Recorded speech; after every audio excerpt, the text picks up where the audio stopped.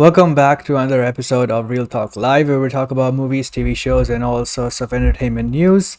I'm your host, Krypton Cage, and I'm joined here today by my co host, The Viking. How are you doing, man?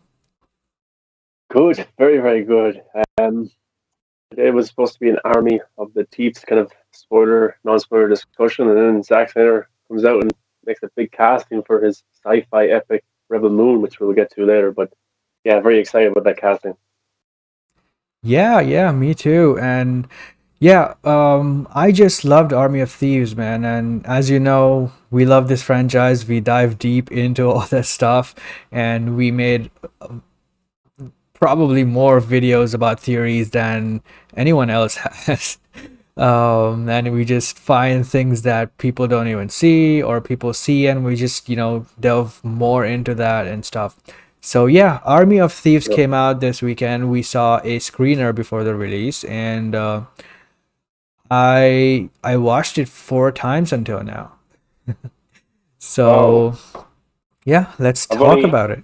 I've only watched it twice, um, but I definitely will watch it more. I watched Army of the Dead, I think, like 5 times in a row in terms of like it came out. I watched it twice that day, and then I watched it the next day. I kept watching it because I love zombies and I like the action and the characters. But then when I realized there was actually something deeper to it all, the aliens or the cyborgs, and maybe time loops or time whatever, then I started kind of digging deeper into it. And then when Army of Thieves was announced to be coming later this year, I was thinking, okay, like this film will make or break all these theories that we have, whether we're actually insane or we're actually onto something here, because this is a prequel about the safecracker, and it ultimately has nothing got to do with the future of the sequels of Army of the Dead, which is Planet of the Dead.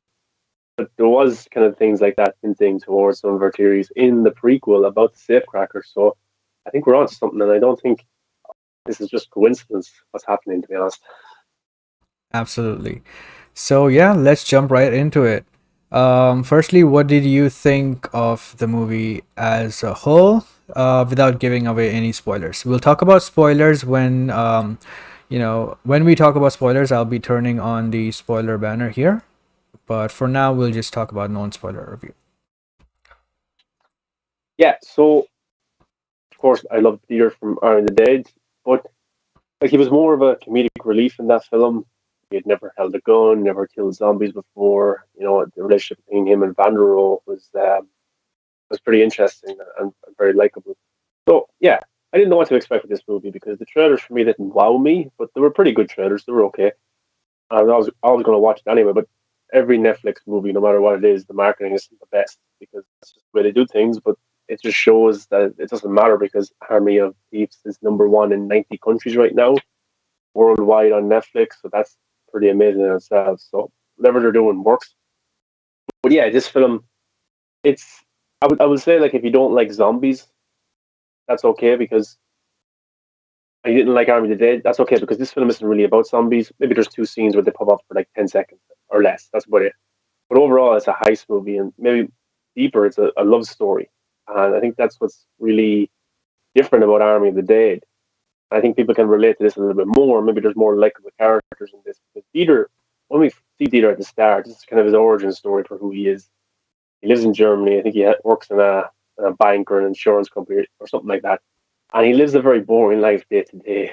And, you know, I think many people can relate to that. And basically, this opportunity comes to him where he can start living a more adventurous life. And he's obsessed with these safes created by this man called Hans Wagner. These four safes, which we'll get into as well. You know, the Siegfried, the Rheingold, and the Valkyrie, and then of course the big one in Army of the Dead. But he's obsessed with the man who created these. He knows all the history, and he even has a YouTube channel, and he documents the entire history about these safes. But you know, then this opportunity comes, and he joins this heist team, not to just make money. That's not really what the goal is. And the character of Gwen, who is his love interest in this movie, she comes to him, but it's not really about the money. The money is just a plus. It's about being legends. And it's basically getting outside your comfort zone. You're living a boring life, like many of us probably do, you know, like day to day, the same thing over and over again. I think we can root for Dieter in this movie because he's starting to live a little bit. And that's basically what makes him join this team, is to crack these famous safes that he knows everything about them, and he has the opportunity to be the first ever person to do this. So yeah, it's a heist movie, but it's not like it makes fun of the heist genre in a way. You know, there's certain things like every single heist film, they go through the heist and they look at what's going to work, what's not going to work, and you kind of get to see them talk it through. Here, that happens in this movie as well, but it's done for kind of a joke in a very good way. So I think it's a very nice addition to the genre, and it's different. It's not just shot for shot remake of Ocean's 11 or anything like that. I think this is very different. I think there's deeper stuff to it, and Dieter is such a likable character, such a deep character. It definitely has more going on with him. I think his relationship with Gwen was great. The side characters that are in the heist team are likable as well. They're very fun. I would have liked more screen time with them, or for them to do a little bit more, but they're very, very good. There's no overall villain in this movie either. I mean, the biggest weakness is the villain. There's a villain at some point in the movie. It kind of happens. I would think that's a little bit where I was like, oh, that's not as done as well as the rest of the film. The film is directed so well by Matthias, who plays Dieter. He is fantastic at directing. Some of the tricks he uses, some of the one-shot action sequences, I love those. There's a shot where a character jumps through a window, and the way that's done is brilliantly. It's like you're the character jumping through the window. That's how well it's done. When you go to a different location, the location named kind of is imprinted into the screen, and into the location, into the city, or into the water, or wherever they are. So that was cool. And it's a very colorful movie as well. It's definitely in the Zack Snyder world, the Snyderverse or the Army verse, whatever you want to call it, but it's a lot more kind of upbeat and brighter than a Snyder film in terms of the way it's directed, and that's good. We don't want the same thing over and over again in this franchise. But yeah, I had such a good time with this. I honestly, after the movie, I was like, what did I not like about this? And it was very little, and I just really, really loved it. And I think Army of the Dead has more rewatch value, but this may be an overall better film in terms of the pacing of it is very, very well done. You know, Zack Snyder likes long movies. His movies are always 2.5 hours plus or whatever. And I love long movies. I love his movies. I love the way he does those. But here, it was what, just over 2 hours, maybe just 2 hours, and the pacing was very well. And the It was characters one were and well a done. half hours. Was it one? Oh, really? 1.5 hours. Well, there you go. But it's there's so much put into this story, and yeah, it's a really good watch. I definitely recommend it. I definitely enjoyed it. I don't think you have to have seen Army of the Dead to get this movie, but it helps if you want to kind of get used to this world. But yeah, it's a fantastic, well made Oh, Netflix never original mind. It movie. was two Because hours, yeah. okay, I was right. Yes, I was right. But yeah, that's what I'm saying. The pace, it felt like an hour and a half of KC because the pacing was so Yeah. good. And but it's a Netflix original movie. And Netflix original movies are usually either shit or they're just okay. No, more or less. The shows are brilliant, but the movies are kind of let down at times. This is a this this looks like a theatrical movie. It looks like it should be in theaters. Yeah, man. Look, I agree with you, but I think I love the movie more than you as well because I thought the movie was done very perfectly. I thought there was nothing he could have improved.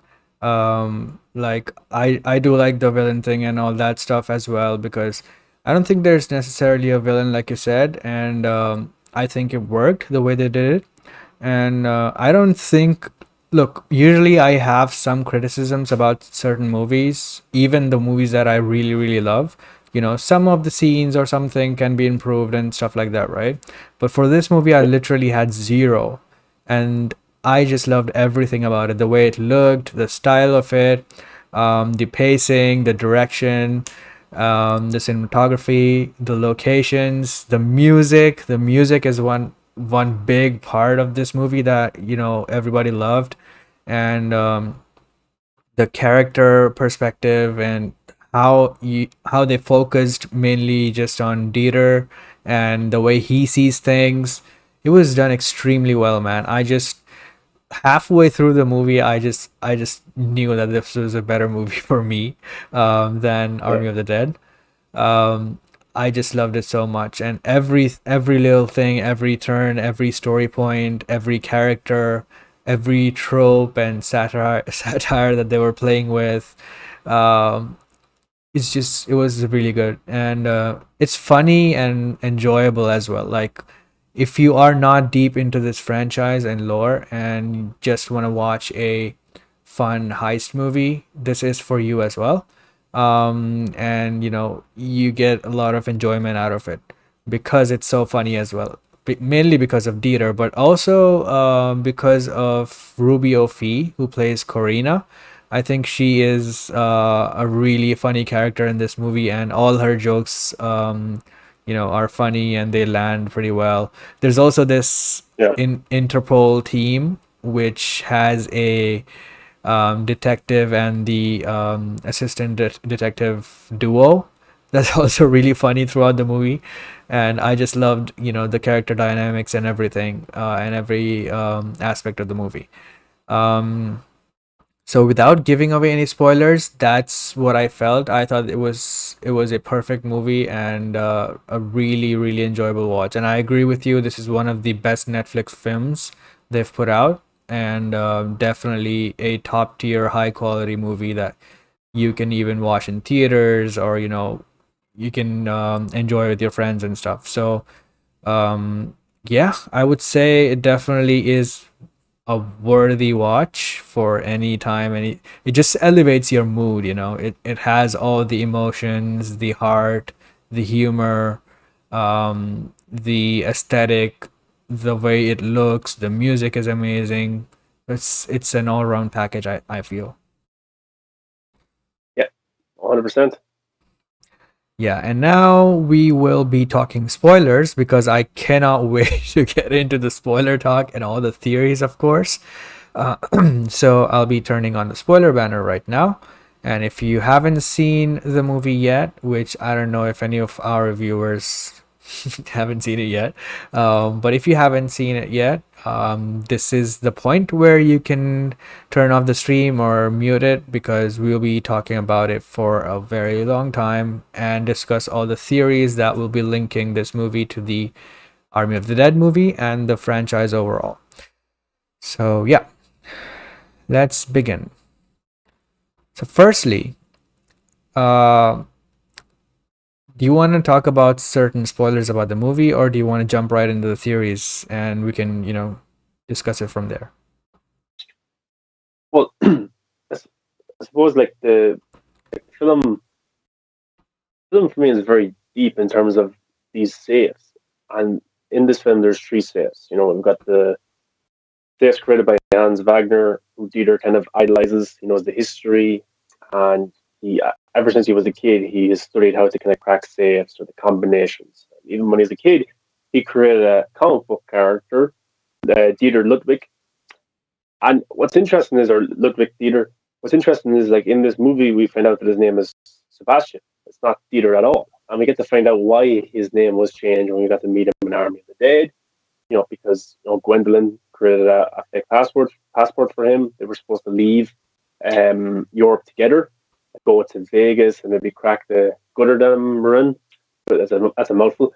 The Gutterdam, I'll just the Army of the Dead safe. But um, that's what their plan was. But then, of course, by the end of the movie, she's caught by the police. She kind of gives herself up so Dieter can go and be free and live his life, and then maybe someday they can meet again. And Dieter's kind of goal is to go to Las Vegas, is to crack the safe we see in Army of the Dead, and he says very specifically, we'll be reunited in that safe, which is interesting when we have all these theories about time loops, or why did Dieter push Vanderohe into the safe at the end of Army of the Dead to save his life. But also, if you follow the story of each safe, it's the story for each safe. Hans Wagner gives them all names, and the name of each safe is got to do with a composer. I'm forgetting the composer's name right now. Richard Wagner was the composer's name, a real world composer. Hans Wagner is fictional; he's not a real character whatsoever. But Richard Wagner was a composer. He wrote music, and this was his biggest work, his most well famous work was the Siegfried, the Valkyrie, and the Rheingold and the Gutterdam. That was his kind of symphony. That was his big musical piece. So each safe is named after a kind of a part in that The ring music. cycle. the ring cycle, and each of these safes have a particular story, which kind of documents this story or the journey that Dieter is on throughout this movie, and then going into Army of the Dead, which we'll talk about the safes as we go. But yeah, in terms there isn't really massive spoilers. You know, it's a heist movie. We all know that we get to see him in Army of the Dead. So yeah, he successfully completes all three safes, but it's not really about the money. I think he just gets enough money in the end to go to Vegas, go to America with the big passport. But yeah, there's overall there's not much spoilers to give away. It's just on the surface, it's a love story. It's a heist movie, but there's deeper stuff there if you definitely want to look for. But what I found interesting as well is that Dieter has kind of prophecies or dreams or nightmares throughout this movie where he encounters zombies, foreshadowing what will happen to him in Army of the Dead. And as this story unfolds, is just the beginning of the zombie apocalypse in Vegas. And you know, in the first time he meets a zombie, it's actually a reference to Dawn of the Dead. I don't know if you've seen that zombie film by Zack Snyder, but in that movie, there is the opening kind of zombie that we meet. The opening kind of kill is of a little girl, and she kills her father. So that scene was very similar to Dawn of the Dead when Peter opens the door and there's a little girl there, a zombie girl, and then she attacks him. And then other zombies come as well. And then the second kind of meeting of zombies in Army of Thieves is he's having this dream where these zombies are coming towards him. He opens the safe. I think it's the Siegfried. I think he opens that one. And then he goes inside it to protect himself from the zombies. But then a hand reaches over him, grab him, which is probably a zombie as well, kind of foreshadowing what happens with Zeus in Army of the Dead. When he pushes Vanderohe into the safe, he's trying to close the door, and then Zeus kind of grabs his face with his hand. That kind of foreshadows that it's there. So some people say there's nothing deeper with this world or this franchise. I definitely think there is, and I think Zack Snyder is Zach has told us multiple times there is. yeah, people aren't listening to Zack, but also he's referencing Norse mythology Yeah. a lot. In terms of even the safes have Norse mythology. The stories that are being told is of Norse mythology.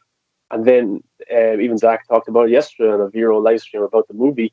You know, when Zeus is on the horse going towards the building in Las Vegas, it tells the story. That's there's like an art piece there that tells the story of the origins, maybe for the zombies or the origins of what's going to happen in the Army of the Dead prequel. So it's very exciting, and Zack Snyder is developing a Norse mythology anime series for Netflix, and it's hard to not believe that all of this is connected. Like we've seen aliens as well in Army of the Dead, so was Rebel Moon connected to this some way? You know, it's very exciting. Is the Norse mythology one connected because he's using all of these pieces together? So I think Dieter. I don't know exactly what it is, but is Dieter a mythological god? Is Vanderohe a god? What is going on? Are they reincarnated? I don't know, but there's not much to spoil. It's just when we dig into the deepers, there's more stuff. The deeper stuff into the movie, there's more to kind of spoil. Yeah, and we will start going into the theories now. So let's jump into it. All right, so here's a list. Okay, so this list we have already put it in the description as well. So if you want to refer to that, you can look there. But yeah, let's start with the zombie bride on TV. And then Dieter's. Yeah. So the first one, when we start the movie, of course we start with Dieter, and then he reveals that he's a YouTuber and stuff, and he tells the story of Hans Wagner, right? So this man is the architect of the safes that are based on the ring cycle for operas of the ring cycle. So he builds these 4 safes based on that, and apparently these are uncrackable, and nobody has ever cracked it, obviously. And I yeah, I have the backstory for each safe if you want to go through that. yes, go ahead. Okay, so the first safe that we get to encounter in the movie is the Rheingold. This is the first heist that they go on. So the first safe Gwendolyn's group targets is the Rheingold. named after the first opera in Wagner's cycle, Das Rheingold. The Rheingold is the simplest of the four safes and is located in a Paris credit union with relatively low security. It is the only one of the three robberies that goes according to plan, with Sebastian cracking the safe with relatively little difficulty. Das Rheingold sets up the rest of the ring cycle by depicting how Aldrich, a dwarf, created an all powerful magic ring akin to Lord of the Rings. It is the shortest opera in the ring cycle, fitting the safe's lesser difficulty. Sebastian subscribes Das Rheingold as being the corrupt influence of money and power, comparing it to the crew's pursuit of money. However, Albrecht's actual motives is forging the ring Forging the ring are his jealousy and feelings of rejection, which perhaps better describes Sebastian's mental state at the start of the movie. So that kind of that's Rheingold kind of describes the group, the rest of the group, heist group. Their goal is money, but you got maybe this dwarf character is in line with Dieter and his emotions, like he's living the same day over and over again. He's probably a little bit depressed, he's lonely and stuff like that, and he's probably jealous of other people who have kind of relationships and like that. So that's the first safe that we get to see in the movie. Yeah. And so yeah, he introduces the story of Hans Wagner, and he we see scenes of these saves that are being created by Hans, and we see this scene where Hans is looking at his locket that contains two pictures, and those are supposedly his wife and his son that died. And we never get any backstory to them or any context or anything more than that, right? And there's a son here, you know.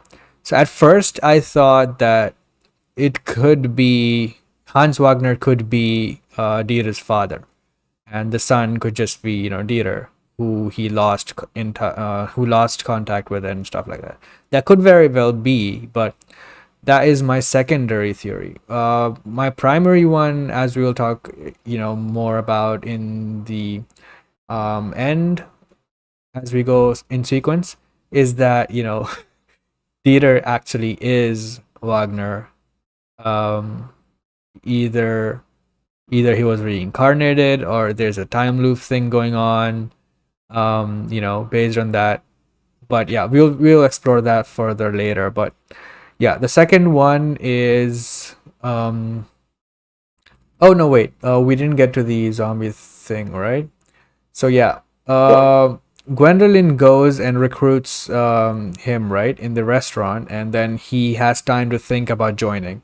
And while that is happening, he we see scenes of him, walking around, eating, thinking what to do and stuff. And he's at his job, and he sees this old lady yelling at him, and then he sees at the TV, and there's another old lady that looks exactly like her, and he just finds that weird. And Zach said that there's some time thing going on in this movie as well, and we noticed that. But apart from that, the second thing we see is the bride in the back.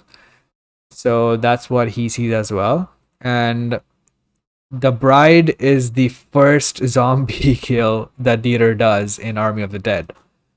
And that's also one interesting scene in that movie, because he says, I shot her 3 times, and then the Vanderohe says 4 times, and he shows the four numbers on his fingers. That means that is something important that you have to remember, right? So we already theorized about that part when we were discussing Army of the Dead, but it's funny that they kind of reference that here by putting her on the TV. So that's also interesting. yeah, yeah, he's looking at the TV like what, a zombie apocalypse, like crazy. Yeah, and if you look very closely, there is a bride in the background, which is awesome. And then his first kill is a zombie. I Yeah. like. We're thinking that Vanderohe maybe Vanderohe has seen all this before. If you go back to Vanderohe, who has the Omega symbol on his chest, and then you have Alpha and the Omega. You know, an alpha zombie, which was Zeus. Maybe they've faced each other before in the past. That's another theory we had.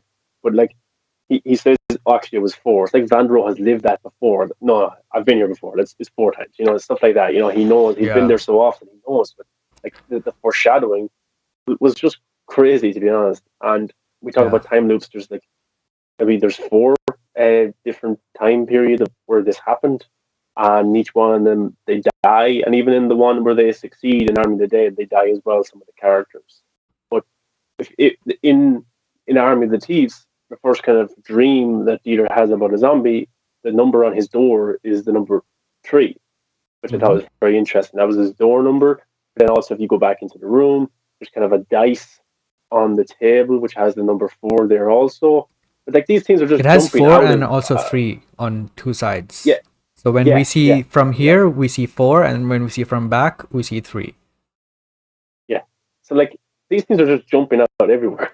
And Yeah. I even think in that shot as well, where I think there's an exterior shot from outside the window where Dieter's on the couch watching the news. Yeah. There's also it's 3. kind of like a Yeah. yeah, it's like a there's a window there. There's half a circle, and like there's one part of the glass, two part, and then three part of the glass, and it's just I don't know. You can see Dieter within the three parts of the glass. Like this is the Yeah. third scenario. Yeah. This happened. And we see Dieter in the first one here.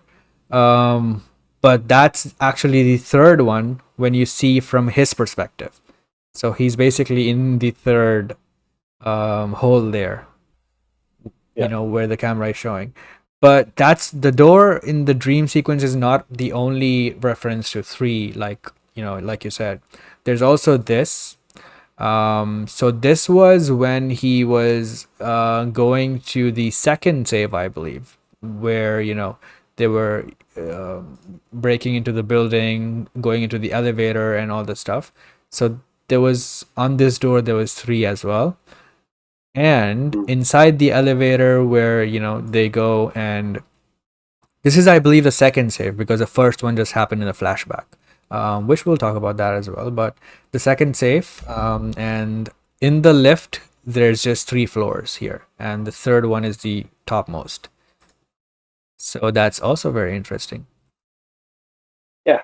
Like we've watched Army Dead a number of times, and Yeah. the tree, like there's even a scene where the heist team, Dave Bautista's leading the team.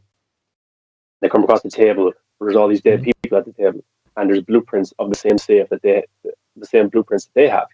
And Yeah. like Tanaka, the bastard, he's had other teams here before us trying to succeed. Yeah. And like, and Zack Snyder says something interesting. That could be them. Maybe it is them, just in a different timeline or different Yeah. time loop. They've come here and they've failed. And then we go into the actual safe, or go into the actual location of the safe in Army of the Dead, and there's another crew there who have failed to get by the barriers, and they're wearing the same necklaces or same kind of scarves or clothes as the group is wearing in Army of the Dead. There's people on the ground dead who are literally them. So Yeah. that's another argument that brings up, and that's why we have these kind of time loop theories. And maybe the one at the table was the second time they failed, and then the third time was where we get to see their clothing, and then the fourth time is the actual Arm of the Dead movie, and Mhm. maybe one of these timelines here that we get to see an Arm of the Thieves. Dieter succeeds, Dieter gets to Vegas in every timeline probably, but just different things happen in each. Yeah. He meets Gwendolyn, or he comes across a zombie. There's different timelines that they're not all these same that happened, but I think that's what we're seeing throughout these movies is just different scenes and different timelines through the dreams, through the prophecies, through the people at the table with the blueprints, or the people by the safe wearing the same clothes. Yeah. And also, the safe has 3 locks, and he says these 3 locks, I think they represent the Rhine maidens, the Rheingold safe. So yeah, a lot of 3s, a lot of hints at this being a previous timeline to the Army of the Dead one. But Yeah, maybe we are just looking way more into it than there actually is. I don't think so. and also there's 4 safes, Yeah. and what I want to go back to is as well. We're jumping back and forth Yeah. between theories, and it's all connected. You know that meme, it's all connected. But Yeah. there's It's four all safes connected. in this movie. There's three safes that we come across. Now, what's interesting about that is the ending of this movie, where Dieter is approached by Maria and Scott to join the team. Dialogue uh, is the same, but Dieter's facial expressions are different. The way he says words are different in each scene. So go back and watch Army of the Dead where Dieter's recruited, and go watch the exact same scene. You think it's the same scene in Army of the Thieves. It's not. They're two different scenes, Yeah. which goes back to my argument is I think this movie is timeline 3 that we're watching, Yeah. and timeline 4 is Army of the Dead. Mm-hmm. Because in this movie, the reason I call this movie timeline 3 is because we encountered the three safes. There's Yeah. three safes in this one. And then what brings the three safes to four safes? Because this is Dieter's story. Dieter comes across the Rheingold, the Valkyrie, and the Siegfried. But this is timeline 3. He comes across those three. But when he comes across all four, is Army of the Thieves and Army of the Dead put together. That's Dieter's kind of big story. That's where we get to see, this is kind of his origin story. This is kind of the setup to Dieter finding the fourth safe. And I think Army of the Dead is the fourth timeline, while Army of the Thieves is the third timeline. And I think the ending of this movie, where he meets Dave Bautista's character Scott and Maria, I think in timeline 3 they die. Like Yeah. they all die. They fail to get, either die at the outside the safe. Yeah. That's where they die. That's where I think timeline 3 is. Yeah. And in timeline 4, because of the dialogue is the same, but the facial expressions, the way Peter acts in Army of the Day compared to Army of the Thieves when he meets those characters is very Yeah. different. So I think that's timeline 4, and he succeeds. Yeah. That's why they kind of With feel like they're forgetful and doing it for the first time, yet they know that they have done this before and stuff like that, right? Especially with Vanderohe. So it's interesting. Yeah. And we'll also talk about Vanderohe is the biggest monster. yeah, we'll also talk about the Vanderohe thing before we talk about this for a minute. So the scene that Army of the Dead introduces Dieter in, and the ending of Army of Thieves is the same scene, but the Army of Thieves one is just extended, and there are 3 shots that are different, right? And the last one here, I think, is just an alternate take that's done for dramatic effect for this movie, the way to end it, and probably just an alternate take that Zach said, you can use this one. It's probably, it will just be a cool thing. But knowing Zach, he already confirmed that time loop exists. He already confirmed that multiverse and multiple, timelines exist in this world. He already also confirmed that supernatural elements like, the alpha zombies and different planets, aliens, and a portal through which they can go to the other planet, which we'll talk about in the next topic. Such stuff exists, right? And he also said that nothing is impossible in this universe because of all of these things. So, I'm just saying. Yeah. It's there's definitely something there. Yeah. And Vanderohe, I don't know what's going on with his character per se, but he's definitely an old soul. He has gone through many different periods. He has, I think, like, go back and watch Army of the Dead, and when Vanderohe gets ready to confront Zeus, or they get ready to fight, that's not just them fighting. Like, they've met each other before. They've come across each other before. And maybe even in the zombie wars, which we'll find out about in the prequel, the Army of the Thieves, Army of the Dead animated series or movie. But I actually think I think it goes back deeper than that. I think it goes back way deeper than that, and we'll have to find out in the next few movies and shows. But them two guys definitely have met, and I think Dieter is another character who's connected to those two characters. So I think the three of those characters definitely go back to before Army of the Thieves, mythologically. Mm-hmm. Yeah, and then next we'll go on to the dreams and prophecies scenes, right? So in both movies, some of the characters have these dreams or nightmares, and they, you know, we don't know that they are either they are dreams or are they actually prophecies or visions that these characters are having. Similar to what Bruce Wayne has in BVS, Justice League, whatever, right? So obviously that is a potential future that is coming, and that is real. Um, We should say as well that like time when Zack Snyder made Army of the Dead, the Snyder Cut was nowhere in yeah, sight. And him going back to Warner Brothers to do Justice League, to even get his cut released, Zack Snyder's Justice League, the Snyder Cut, was like looked mhm, impossible. And I think what Zack did do is that he morphed a lot of his Justice League ideas into these stories that he's going to be telling yeah, now. It's very much how he was supposed to, or maybe he was in talks 2 years ago to do a Star Wars movie. That never happened. I think a lot of those ideas that he had are now going to be in Rebel yeah, Moon in his own way.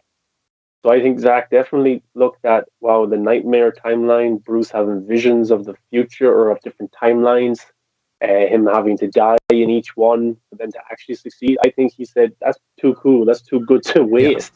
Like, I might never go back to the Justice League movies. I could, but it could be 10, 15, it could never happen. So I should bring this into my Army verse I'm creating. I think that's exactly what he's doing. I think Dieter not only was seeing visions of his future, but I think Vanderohe kind of pointing it out to him, and I think Korina pointing it out to him as well, were pretty big factors in a lot of our theories about this. yeah. And like you said, Vandero and Corina both are these characters that actually point out that maybe it's not what we think. Maybe there are prophecies, Corina says, and Vandero says maybe it's another team that came before us, which hints at a previous timeline that you were talking about. You know, we actually pick up from the fourth timeline in Army of the Dead that we have established, and right from the first scene in Army of the Dead, there's a lot of reference to four, like the four horsemen of the apocalypse, and then Yeah, stuff like that. And then as we go into the opening, the montage of the casino, it starts with one, two, three, and then on four, the singer does this, which means fourth timeline is this one, right? So yeah. stuff like that is littered throughout the movie. So we have established based on what happens in that movie that that was the fourth timeline. So I have Vanderohe's direct quotes about the time. Want yeah, to hear go ahead. that? People who don't, people have maybe haven't seen Army of the Dead or have seen it but haven't really paid attention to this. Vanderohe basically, when they come across the safe in Army of the Dead, you know, Dieter's making fun. So, well, actually, there's two things I like as well. You know, like Gwendolyn makes kind of fun of Dieter having dreams about zombies. It's just a dream, you know. She starts to make fun of it, but then Karina steps in and says, "Well, if they're prophecies, not dreams." A similar thing happens in Army of the Dead. We go into this location and there's dead bodies on the ground, and Dieter's like, "Ah, look at these fools," or something like that. They tried to get into the gate here. They got electrocuted. They died. You know, he starts to laugh at them, very much how Gwendolyn did at his dream. And Vanderohe says, "Is it another team or is it us, Peter? Think about it. Look at them. It's us. It could be us in another timeline, and we're caught in some infinite loop of fighting and dying, fighting and dying. Tanaka, he's the puppet master, the devil, or God. Me, you, Guzman, and the rest of the team are simply pawns in some perverse play where we're destined to repeat our failures." And also, um, Tanaka, we should mention as well, is brought up in this movie. I forget which safe it is, but or the casino. Is it the casino for the third safe, the Yeah, Siegfried? Black Casino. That's owned by Bly Tanaka, Yeah, who recruits Scott Dave Batista's character in Army of the Dead to go and get the money. Well, there's actually not the money in the safe in Army of the there's Dead. more to And that as well, which we kind of yeah, theorized, and we have made video on that as well. But I'm sure there will be more unveiled about him and his connection to the government and the research facility in Las Vegas. So just keep this in your Yeah, back of your mind until then. yeah, and it's a connective tissue between the two movies as well. Like Yeah. Tanaka, he was mentioned, and yeah, so I just think it's something to definitely keep in mind. Yeah, absolutely. And one more thing that I was just going to say about Vanderohe was, yeah. So the ending of so in the prophecy, the vision that he sees and Dieter sees in this movie, during this scene in the van, the ending of that scene is basically okay. So I'll show you the scene here. So it starts with him in the room where the safe wasn't moved, right? So the safe was moved from Bly Casino to a different place, as we saw in the movie. But before that, it was in Bly Casino, and that's the scene that Dieter had the dream of. So maybe that's also another timeline that, he escaped or whatever. But yeah. So this is a scene in Black Casino where Dieter is looking behind and, he sees these zombies approaching, which look very familiar to Army of the Dead. The hallway scene where they are approaching the safes and all. Very familiar.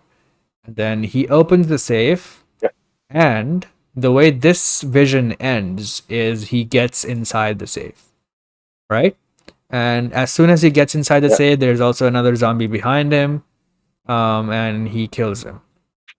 So people are theorizing that could be Hans Wagner zombie, inside there, but whatever. So the key part in this scene, could be it could be it could be Vanderohe. Vander. Oh yeah, It could be foreshadowing Zeus. yeah, It could be Vanderohe saving yeah, him, just like he saved him from Zeus in the mm-hmm. army. It could be foreshadowing what Zeus did, grabbing him, and it could be Hans Wagner, or it could be just a zombie. Yeah, But I wanted to ask you, Casey, as well. So we find out in this movie that Dieter is very knowledgeable about the safes. He knows the history. He knows exactly what they look like. He knows how to crack them, or knows what kind of difficulties he could come across. But in Army of the Dead, he kind of goes through the heist. Remember the safe was yeah, different in the what should we call it, the dream, or the thought of how the yeah, heist should go perfectly. The safe was different in that kind of vision than it was in real life in the yeah. movie. And then here, this kind of place is a little bit different in the dream than it is in real life as well. Mm-hmm. Yeah, but also like I was gonna say that the way this vision ends is him getting inside the safe, right, to protect himself from the zombies, and he dies, right? So I think this was supposed to be the prophecy, like Bruce Wayne had, and he died in BVS, in the BVS vision. He died by Superman, right? So I think this is the similar vision in this movie that he has, where he enters the safe himself to save himself, and there's a zombie inside already, and he dies. But in Army of the Dead, um, he doesn't get inside the safe to save himself when Zeus was coming to attack him, right? He saves Vanderohe instead. And instead of going inside and saving himself, he stays outside and he saves Vanderohe and closes the safe door. So I think there is a pretty big significant, thing there. I don't know what exactly it is, but maybe he's learned from this prophecy, from this vision, and not to save himself, or he would die or something. And then he throws Vanderohe inside the safe, and obviously, right after that, um, Vanderohe comes out in a place that is completely unrecognizable. It's full of fire and ash, and it looks like a new timeline or something, right? So that theory aside, because we have already discussed that one, what do you think of this connection? Yeah. But also, like the safe that Dieter pushes Vanderohe into in Army of the Uh, Dead, like the yeah, Gotterdammerung. I said it. There we go. In German mythology, this basically means that the same means the destruction of the gods and all of things in a final battle with evil power. Twilight of the Gods. Modern, it translates to Old Icelandic Ragnarok, meaning fate of the gods, misunderstood as Ragnarok, meaning twilight of the gods. And Zack is making a Norse mythology anime series, and Hans Wagner very much created these safes, and these safes have stories of mythology. I was actually listening to some of these mythology, and just YouTube them. There's just different stories about Loki, about Thor, about the dwarf, and things like that, from mythology. And it's very interesting, and I wonder if you dig deeper into those types of mythology stories, is Zack trying to tell us something about Dieter or Vanderohe, and maybe Vanderohe, emerging from the abyss. And he is it Joseph Campbell? He references at the end of Army of the Dead, that kind of quote. It's only at the abyss you find out what you're really about or what you're really looking for in life. Yeah. Or you find yourself in the abyss. So you rise from the abyss, you find yourself. Yeah. So I just think it's very interesting. What was your question before that, KC? No, just that, what do you think of that connection between him saving himself in the Vision, but then saving Vanderohe in Army of the Dead? And also, like, from your tweet, you just said that, Zack Snyder gave 3 possibilities about what happened to Dieter, when one being Zeus and Dieter come to an understanding where Dieter does not get bit by Zeus, right? So Zach and Matthias did a Q&A on Vero. It's for half an hour, and they discussed some things, and then he answered a couple of questions. And he basically said that we don't see him die on camera, right? He's been saying this for a while, but what might have happened? And he did not reveal what exactly happened, but in Zach fashion, he said what probably happened, and he gave 3 scenarios. So the first one is obviously this one. He said Zeus and Dieter come to an understanding, and Dieter does not die, right? I don't know what that is. What do you think that means? It's serious. It's So when Zach laid out these 3 options, that's what I first thought to myself was, hold on now, if we have these theories about the safes being a portal to another realm, which Peter says in Army of Thieves, and he says in Army of the Dead to Scott and Maria about this is a portal to another realm, but the Gutterdammer safe that he wants to crack because he believes that's where he will be reunited with Gwendolyn. That's what he means. And also, we forgot to say the lock place he works in is called Gwendolyn's Safe and Lock. That's interesting as well. But so that's what he thinks. At the end of Army of the Thieves, he believes that that's where he will be reunited with Gwendolyn. And considering that these safes were made in memory or in meaning towards Norse mythology, and then Hans Wagner locked himself in one of the safes, and then nobody can open it, only him, only Hans Wagner. And now that we know Dieter is the only one that can open it as well, which he does, he opens all 4 safes in this universe that we've seen. So I wouldn't be surprised if Dieter has learned something, or he even has read something about what safes can do. But it's like just believe, it's like us reading something about gods now, or stories that we listen to, but that's not real. But then it's in the back of your head, maybe it is kind of real. So I'm wondering if Dieter did think, hold on, I can talk to you, Zeus. I can say that, look, I can bring her back. Yeah. Because Zeus isn't stupid. He can understand what people are saying. Yeah. He's not a Shambler zombie. He's an alpha. So he understands, he controls people, alpha, he has an army, he commands them. Yeah. Yeah. And he grows hair as well. At the start of Army of the Dead, he had little hair, and when we see him, he's long hair and stuff. And he's able to have babies, they can reproduce. Zach said that maybe they are an evolved race, maybe more evolved than humans. Yeah. Yeah. And I actually think another theory that we had is I actually think Vanderohe is the next phase of that. Yeah. As the next alpha, I think it's the next phase where maybe even they can talk. Maybe I don't know. Anyway, Zach said in a recent interview, he did say that when when he goes to Mexico, he will be the next Zeus, and we already theorized that, and we have a video on that as well. But now Zack confirmed that he will be the next Alpha, that will be the big bad. And knowing how dangerous Vanderohe was, as opposed to Zeus, he could be very bad, very Yeah, dangerous.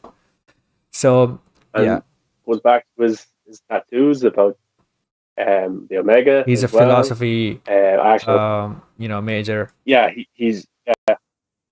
graduated in very philosophy. intelligent. I also have here very intelligent. I also have here, I think I had it here, was the meaning of So Alpha and the Omega, meaning the beginning of the end. Example: I want to know the Alpha and Omega of this matter.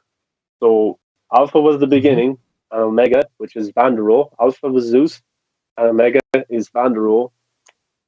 I want to know the Alpha and Omega of this matter. So is what does that mean? Is that the end? Is that the Omega? Is that the end of the zombie apocalypse, or is that the end of human civilization that Vanderohe will bring? Yes. So and Zach did hint. He did kind of let it slip doing Army of the Dead interviews. What could happen next? A Planet of the Dead, Yes. and look what the title is for Army of the Dead 2. It's Planet of the Hmm. Dead, and I know that you maybe thought KC was a different planet somewhere else, but I actually think it could. But Zach also I said think that it's both, it actually. could be Earth. Maybe, yeah, it probably could be with the aliens, and maybe even Rebel Moon will come into it. Maybe, I don't know, but we'll have to see. But he did say that maybe society is better without humans, Yes. and it's better with zombies. That's what he was saying. So, like, maybe they're able to build a better civilization. Yeah. That's interesting. But going back to your point, I think Dieter may try to say to Zeus, "Don't kill me. I can bring her back." And then maybe Vanderohe was inside that safe, and he's transported to another realm, another timeline, another abyss, and he emerges from it. But when Dieter opens the safe again, while Zeus is there, maybe, I don't know, Vanderohe isn't inside it when he opens it. I Yeah. don't know, you know. And then maybe by him doing that, Dieter messes up timelines a little bit, and you have timeline three Zeus going after Scott, and timeline four Zeus is in the safe with Dieter. I don't Yeah. know. I don't know, but it's You know maybe the what? nuke resets everything. That's another theory I as well. just The I just nuke resets realized time something over time. when you were saying that. Um, so Dieter obviously talks to Saves, right? And we see him um looking at the safe and talking basically to it about, what do I do now and stuff. And the safe obviously Yeah, makes some sounds when you hear closely. And, obviously Dieter says, "Tell me, what do you want me to do?" And then the safe makes some sounds. And then Dieter says, "I think, it sensed my presence."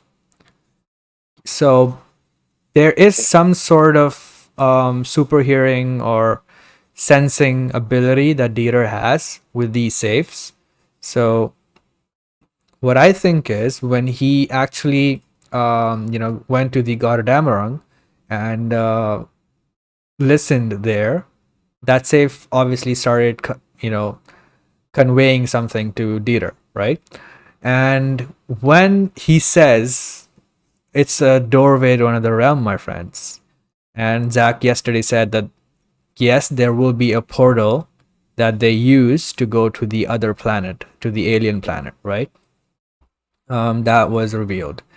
So, if the Goddammerang is a safe that can be used, as a portal, because the way it looks from inside, it kind of looks very, there's lights and stuff. So, if it was used like that, maybe Hans Wagner also knew that, and maybe he didn't want to die. He just wanted to fake his death. And maybe he used the safe as a portal, and he just wanted to escape the planet, you know? or Maybe he maybe just he threw went. the safe inside the water because he just wanted people to think that he's dead. But he probably escaped and went to another place. What was interesting is we never got a shot from inside the safe Exactly. while it was going into the water, or it was there. Like there wasn't like a time period showing on him dying in this Yeah. safe. But what if he he thinks maybe there's some way if you bring some of the stuff that you cherish inside the safe with you, or maybe if that's what you really want. Maybe he went to a different timeline where his son and wife are alive. Yeah. Maybe that's what happened. Maybe he could be in a very sad time loop where deliberately where his wife and his kid die over and over again, but that's the only way for him to be with them. That could be another tale. I don't Yeah. know. I don't know. It's interesting. Which theory are we on right now? Because they all overlap. Well, right now we already did the Vanderohe and Korina connection, the story of the safes. Dieter is I okay. have. Yeah. So there's this one. Dieter is Hans Wagner, right? Um, Should I for the should we do it? Should we do a section starting now? Just I'll read out the story of each safe. from the article or from your tweets? The article, Yeah. Okay. Sure. just so keep everything in check so people can understand it. So this is an article from Screen Rant if people want to go and read it as well. But just so like we understand what each safe kind of means. So I just we already talked about the Rheingold. I think that's the wrong article. Sorry, one sec. Okay, yeah. So Army of the Thieves, the backstory for each safe explained. Okay, so the Rheingold. Already read this, but I'll just do it again for this segment. Skip them, please. First safe Gwendolyn's group targets is the Rheingold, named after the first opera in Wagner's title, Das Rheingold. The Rheingold is the simplest of the four safes and is located in Paris, a credit union in Paris, with low security. Is the only one of the three robberies that goes according to plan, with Sebastian cracking the safe with little difficulty. Das Rheingold sets up the rest of the ring cycle by depicting how Albrecht, a dwarf who created an all-powerful magic ring akin to Lord of the Rings.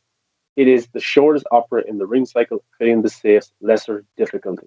Sebastian describes Das Rheingold as being the corrupt influence of money and power, comparing it to the crew's pursuit of money. However, Albrecht's actual motives, his forging the ring, are his jealousy and feelings of rejection, which perhaps better describes Sebastian's mental state Uh, at the start of the can movie. you pause for a second?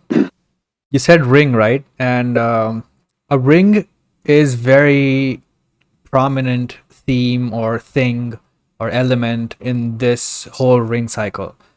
It's obviously called also a ring cycle. And the Lord of the Rings was based on this as well. And the Lord of the Rings, obviously, the most important thing in that as well was also the ring, right? It's, a precious ring. Look what I found in the movie, though. The first time when Gwendolyn introduces herself to Dieter, um, she puts her sunglasses, in her shirt, and the camera, focuses on that, and she also looks down, and look what she's wearing there, a ring, A ring. Yes. Uh, it's just insane. right? It's yeah, no, that stands out as well, big time because of what she's wearing, the black. They So I think that literally stands out. wanted us to focus there, the way that scene was shot. Also, yeah, and the first thing she to show the leader she's thief. She's able to kind of rob people very easily. She takes a ring from that first woman as well. Yes. She robbed her wedding ring. Maybe something else, I don't know, but yeah, that shot's right there is very deliberate. I Yep. think Yeah. big Yeah, time. go ahead. So the next safe that we meet in the movie is the Valkyrie. The Valkyrie is the second safe, referring to the second part of the ring cycle, the Valkyr. It is, sorry if I'm butchering some of the names. It is named after the winged female warriors of Norse mythology. In Army of Thieves, Valkyrie is contained in a bank in Prague. It has three dials and only allows for two mistakes before it closes forever. The robbery does not go smoothly as the first, leading to the frantic escape and double cross that makes Army of Thieves a great heist, true heist movie. The Valkyrie is the most popular of Wagner's operas, with the iconic Flight of the Valkyries appearing in countless Yeah, works. The story I love that focuses on the music. romance between Sigmund and Sieglind, which echoes the growing connection between Dieter and Gwendolyn as they crack the Yep. safe. The three dials of Valkyrie must be turned in a specific order, reflecting the order of the three acts of the Valkyrie, moving between Earth and Valhalla. Valhalla is basically the I promised don't land. know, man. Yeah, and what's in the promised land? Everything that we Yeah. want. From Wagner's kids, or his wife and kid, Yep. Gwendolyn. You know, Yep. Everybody's trying to go to the promised land, and they each yeah. have And their own. Zeus even wants to go to the promised land. Yes. And Zeus, he wants his kid back. He wants his zombie queen. Hmm. Oh man, I just remember that scene where his queen dies. But anyway, before we Yeah. go on to the next one, that is Dieter is Hans Wagner. Before that, I just realized we didn't, cover this. This is a theory that you had, which is Just got to do with the saves. no, it's about. I still have one save to Oh, go. okay, yeah, go ahead. To finish that, Sorry. just so we can put that into a topic, or put that into. You're too excited, Casey. Just so we can have these I in think we the can what's the scene of Okay, yeah, go yeah. ahead. Sure. Okay, so the last one that we get to see in this movie is of the Siegfried, which is my favorite because it just looks cool. The final safe that Sebastian cracks in Army of Thieves is the Siegfried. Unlike the previous two, it has 7 dials, creating over 1 trillion potential combinations. Without the help of Brad Cage and Rolf, Sebastian, Gwendolyn, and Korina must attempt a daring heist that involves cracking the safe on the back of a moving truck, having taken it under false pretenses from a casino That was owned by Blythe crazy. Naka, Army of the Dead's mysterious billionaire. Mysterious. Hmm. And it goes back to, time of the day. Like, he was very glued to the TV to see if the team had made it out of Army or out of Vegas. There were And political before the readers nuke in his house when he was talking to Scott. stuff, yeah. And then when Scott rang, it was like possible on the phone. Possible, yeah. Like, oh, just, oh, he's a sketchy guy. Siegfried is also the name of the third installment in Wagner's Ring Cycle. The title role is the son of Sigmund and Singlied from the Valkyrie. So they got together, had a son, and it goes on a quest in an attempt to understand fear. And he had prophecies of something that he obviously fears, which is zombies, twice. And he never met a zombie before until Army of the Dead, and then he shot the bride 4 times. In the process, he falls in love with the Valkyrie Brunhilde. Sebastian describes Siegfried as the most trivial part of the cycle, a story of a hero facing dark trials and finding love, something he clearly compares to his current situation. However, he's also well aware that Wagner's story, like his own, will end in tragedy. Oh, that's kind of, I don't know. Wagner and Dieter have a lot in common, kind of, Hmm. But the last safe, the Goddard from Army of the Dead, Goddard does not appear in Army of the Thieves, but it is instead the safe that Sebastian, then known as Ludwig Dieter, breaks into in Army of the Dead. It is the final and most forbidding of safes. Dieter receives the blueprint, the Goddard at the end of the movie, creating a direct link between Army of Thieves and Army of the Dead. Goddard, also known as Twilight of the Gods, is likewise the final opera in Richard Wagner's Ring Cycle, although the first one he wrote. Its name is a German translation of Norse apocalypse Ragnarok, with Wagner making significant changes from his mythological source. It features Siegfried's death after being betrayed and Brunhilde sacrificing herself on his funeral. The plot can be compared to the ending of Army of Thieves, where Gwendolyn sacrifices herself to allow Sebastian to escape alone. The funeral pyre, or Pyre, how do you say that Yeah, word? pyre. Pyre. The funeral pyre could also be represented in the nuclear explosion that would later destroy a zombie-infested Las Vegas, with Dieter having sealed himself in the vault of the Goddard, just as the mythic Hans Wagner did. Well, actually, it was he put Vanderohe in there. The names of the safes in Army of the Thieves thus loosely map Ludwig Dieter's origin story onto Richard Wagner's famed ring cycle. So the ring cycle is basically Dieter, maybe his life, maybe his mythology as a character. I think that's very interesting. Yeah, it is. And I also think because of this scene, which we'll talk about next, because of this scene where he basically says, in order to understand Hans Wagner's work, you have to engage with it, right? So I think obviously Zach wrote this story, and also Shay Hatten, and the dialogue obviously also kind of hints at this being about Zack Snyder and his journey in some ways. um you know so I don't know if this was intentional, but it kind of felt like that to me. He basically says that he gave his life to his work, and nobody could understand his genius, because in order to understand the work, you must engage with it, right?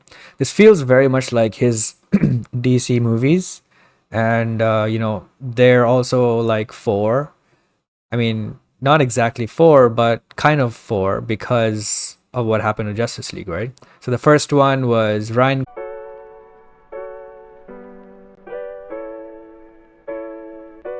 Oh, never mind. Yeah, so the Siegfried also was a very rocky road, and that was JL for him. And then in Army of the Dead, they go to the Gotterdammerung, and inside there, it's the Snyder Cut. So, you know, that's the victory for him. Yeah. Yep, it sure is. No, it's very interesting. Also, was Dieter talking about nobody appreciated Yes. um, Hans Wagner's work? Is that what he was talking about? Yeah, Yes. I think that also could be maybe foreshadowed or related to Dieter, Mm-hmm. because when we meet him, he's lonely. Nobody appreciates him. Yeah. He literally has nobody in his life, One view and one and all comment. it takes, yeah, and all it takes is one person to kind of brighten up your day. And he appreciates Hans Wagner's work. Yeah. Maybe the only person that really does, and the only person that really appreciates his work is Gwendolyn. So Yeah. the two of them, it's It's something like there as Zach and well. Deborah.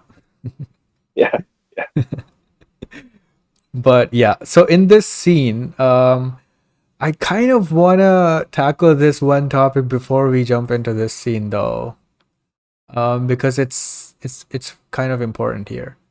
The theory that you had about Karina's brother.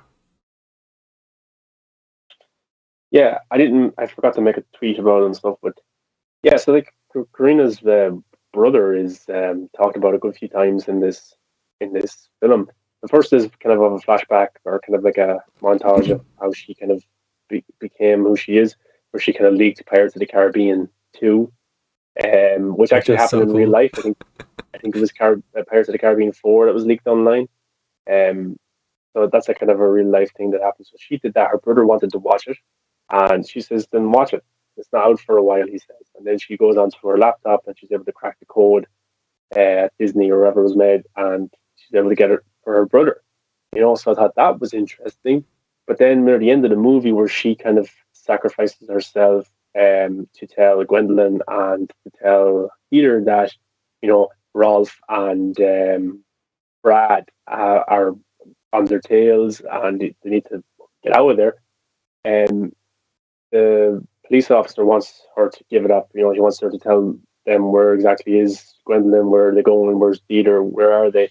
And she won't say anything. And then you have the female detective who says, "Look, I can help your brother. I can help you. Just give me a little piece of information. Just give me something." And the camera kind of stays on Karina, and it stays on her once she's in the police car as Mm-hmm. well. And we never actually get to see what's said. So, like, who exactly is her brother? Because he obviously is a big enough character for them to spend so much time on in the movie, and him to be actually a very big part of the movie, and is a kind of the changing point for Karina's character. Now, is but we actually got to find out that this group, before Dieter got to meet them, this heist group, they're internationally famous. And this detective, French detective, has been on their case for I think over 5 years. He Delacroix. came across them once. Yeah, he's actually a pretty cool I character, love that and joke, dude. when he's when he came late, and then he say, "Oh, so you are delay quoi?" yeah he's you Oh, can just see it with him. He's very frustrated at the heist group because he's been trying to hunt them down for years. Yeah. and he's come across them, and Brad even shot him. But they did capture one of their team. And interestingly enough, the person that they captured was the safecracker, the original safecracker, which kind of shows why Gwendolyn was on the hunt for a new safecracker, which is Dieter. Now, was the original safecracker Dieter himself, just a different timeline, or was it Karina's brother?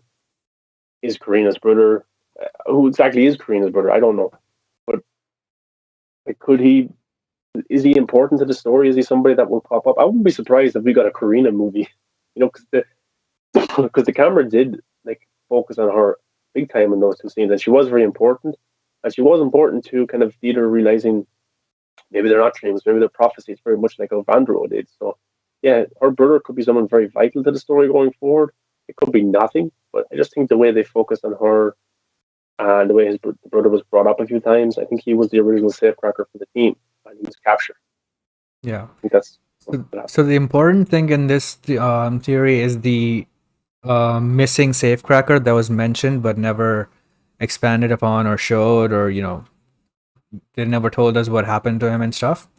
So that's who Mar you think that Karina's brother could have been, because of the exchange that the detective and Detective Beatrix and Karina had. There's alternatively, I think there's also another one, another candidate for that, in the same scene where the safe cracking competition where Gwendolyn actually finds the finalist in Dieter. He actually won, right? So that's why she approached him. I think the previous safe cracker was could be this guy as well, the finalist who lost to yeah. Dieter, because he was so confident from the beginning, like he would definitely win. There's no one better than him, and he just knew that he was gonna win. They showed his face a lot of times like that, right? And in the end, though, Dieter just listened to the safe, used his powers, and he won. And obviously, this other guy wasn't expecting that. Because when you know that you are the best, why would you think that some scrawny little dude will come and defeat you, right? So yeah, I think he could have been the old safecracker that they actually got captured and stuff.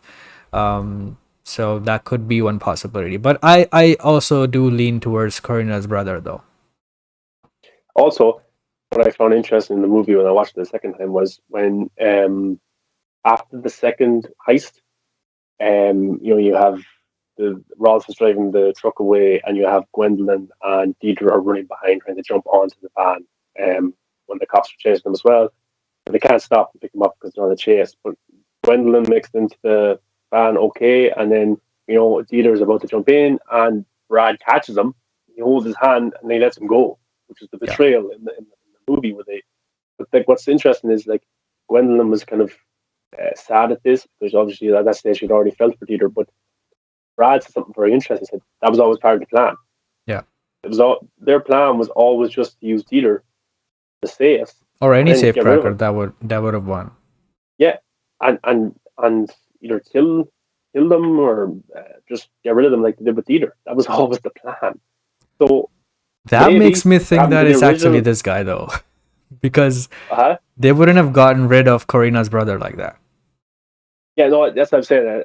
I'm saying it's a different kind of theory from the last two that we just Yeah. talked about. This is a new one. So maybe their thing is they get a new safecracker for every Yeah. heist they're doing or every big heist they're doing. Maybe it's just to give the cops a little bit of something, to keep them off their tails, something Yeah. like that. Fall Because guy. like yeah, so they tell Dieter all this stuff, and Dieter thinks, oh, this is how this team works, this is who they are, and stuff like that. Then when he gets captured, and if he was to tell them everything that he knows, that's what the group wants, because then they go to a different location and they change how they do things in a completely different way, which will keep the cops off them even more. So maybe that's what they do. Maybe they get a new safecracker and then they give it to the cops every single time, every few years, or every heist. So I think that's another theory. So the first theory is that it's Karina's brother who was the original safecracker who got captured. Not that they wanted it, but he got captured. The second is your theory. The guy at the start was, or maybe this is a competition to join this heist team. Maybe it's like Yeah. if you get through this competition, you're going to be rich because this heist team is brilliant. Maybe that's what Yeah. this is, and that's why that guy was so disappointed. Maybe he was originally with. Maybe he worked with them before, and this is a way for him to get back into it. That could be a thing as well. Exactly. And then the third one is they just get a new safecracker every Every time time. for every heist because they want Yeah. to give the cops just And something. also they're not just robbing these Hans Wagner safes. They're just, random robberies as well. So Yeah, they don't yeah, need Dieter for every safe. yeah. But also, getting tired talking. But what's interesting is Gwendolyn talks to Dieter specifically, not to the other group, about Yeah, being legends. exactly. This is about cracking the safes, being legends, but more than Yeah. just money. So that's Because also something that has Gwendolyn to take knows into that, consideration. with this guy, she can finally fulfill her dream about the Wagner safes. Because, Yeah. he doesn't care about the money. She already stole stuff. She doesn't want all that. But yeah, interesting. Very interesting. But yeah, after that, we can jump into the scene that we dropped off of, which was Dieter looking at the Hans Wagner, understanding something, and then the music intensifies. He turns and looks at Gwendolyn. Nothing is said. He smiles at her. She smiles at him. And the scene, it just ends with, them opening the safe. So, what do you think these, this scene meant? What do you think he realized? What do you think the camera staying on his face and them smiling at each other? What do you think that all meant? Because first, when I saw it, I thought that um, at first I thought maybe he could be, Hans Wagner's son. But after that, I just thought that he is actually Hans Wagner, just stuck in the time loop or reincarnated or something like that. So, what are your thoughts on this? Is this after the second or the third safe and they crack it? The third one, the Siegfried. Oh yeah, okay, yeah. Um, yeah, I don't know. I don't know if he is Hans Wagner. Very interesting theory. Maybe he's Hans Wagner's consciousness in him some way through the saves. I don't know. Or maybe Hans Wagner had a power and now it's been now Dieter has it. I honestly don't know. But for me it was just kind of they they wanted What to if be legends. Wagner just teleported? We talked about how he used the safe as a portal, right? What if he just teleported and went back in time and became Dieter in Yeah, this that could be a timeline? thing as well. But like when I first seen it, I looked at them looking at each other. Like, oh, they've done it. They're legends now. But that was only step 3 or 4. They Hmm. still had to go do the Gotterdammerung. Yeah, Like so, they weren't yet. They didn't do the 4 saves yet at that stage. So I originally thought it was them looking at each other thinking, "Oh, we're legends now," but they're not. They're not legends yet. They've yeah. done 3 saves. They have another one to go. Maybe that was cementing their love for each other in a way. I It really don't was know what to it make of was a very specific thing because the first dialogue was about understanding Hans Wagner and stuff, and then there's this line, because in order to understand a work you must engage with it, and obviously he's engaging with it, opening the safe and understanding, listening to the safe, what the safe is telling him, and then there's this vision of Wagner instantly on projected onto the safe where Dieter is looking at Wagner directly, and he is looking at the locket and going inside the safe, which links back to that theory, and then he turns and looks at Gwendolyn, and the camera just stays focused and nothing is said, so it's just up to interpretation. It's very it. Yeah, specific. that's one I'm finding hard to find a theory for. Um, I, I don't know, man. I don't know. Like, why do you think? Like, what points? What other things? Not just that, but what else points in the direction for you that he could be Hans Wagner? Well, because I think I've been comparing this movie a lot to The Matrix, right? Because I think this is kind of like a simulation or either a reference to The Matrix because of how it starts. You know, we see him, you know, going into the there's a scene of Gwendolyn looking at Dieter from afar, you know, noticing him, keeping an eye on him, just like Trinity did. And obviously, he is inside his room looking at the computer, and that's where he got his first comment from Gwendolyn, just like Neo did. And he got called to this place in a restaurant, just like Neo did. And then Gwen meets with Dieter, and there's this back alley thing where he has to say a password, you know, called Gwen. Gotterdammerung is a password, and then he has to enter and all that. So it's very similar how this is played out. And then he goes in a train, and when he is inside the train, the light flickers at the end of that scene. So there's something there. Um, and then after that, obviously, you know, stuff like there's also this where he enters this home where Gwendolyn lives or something, or their hideout, whatever.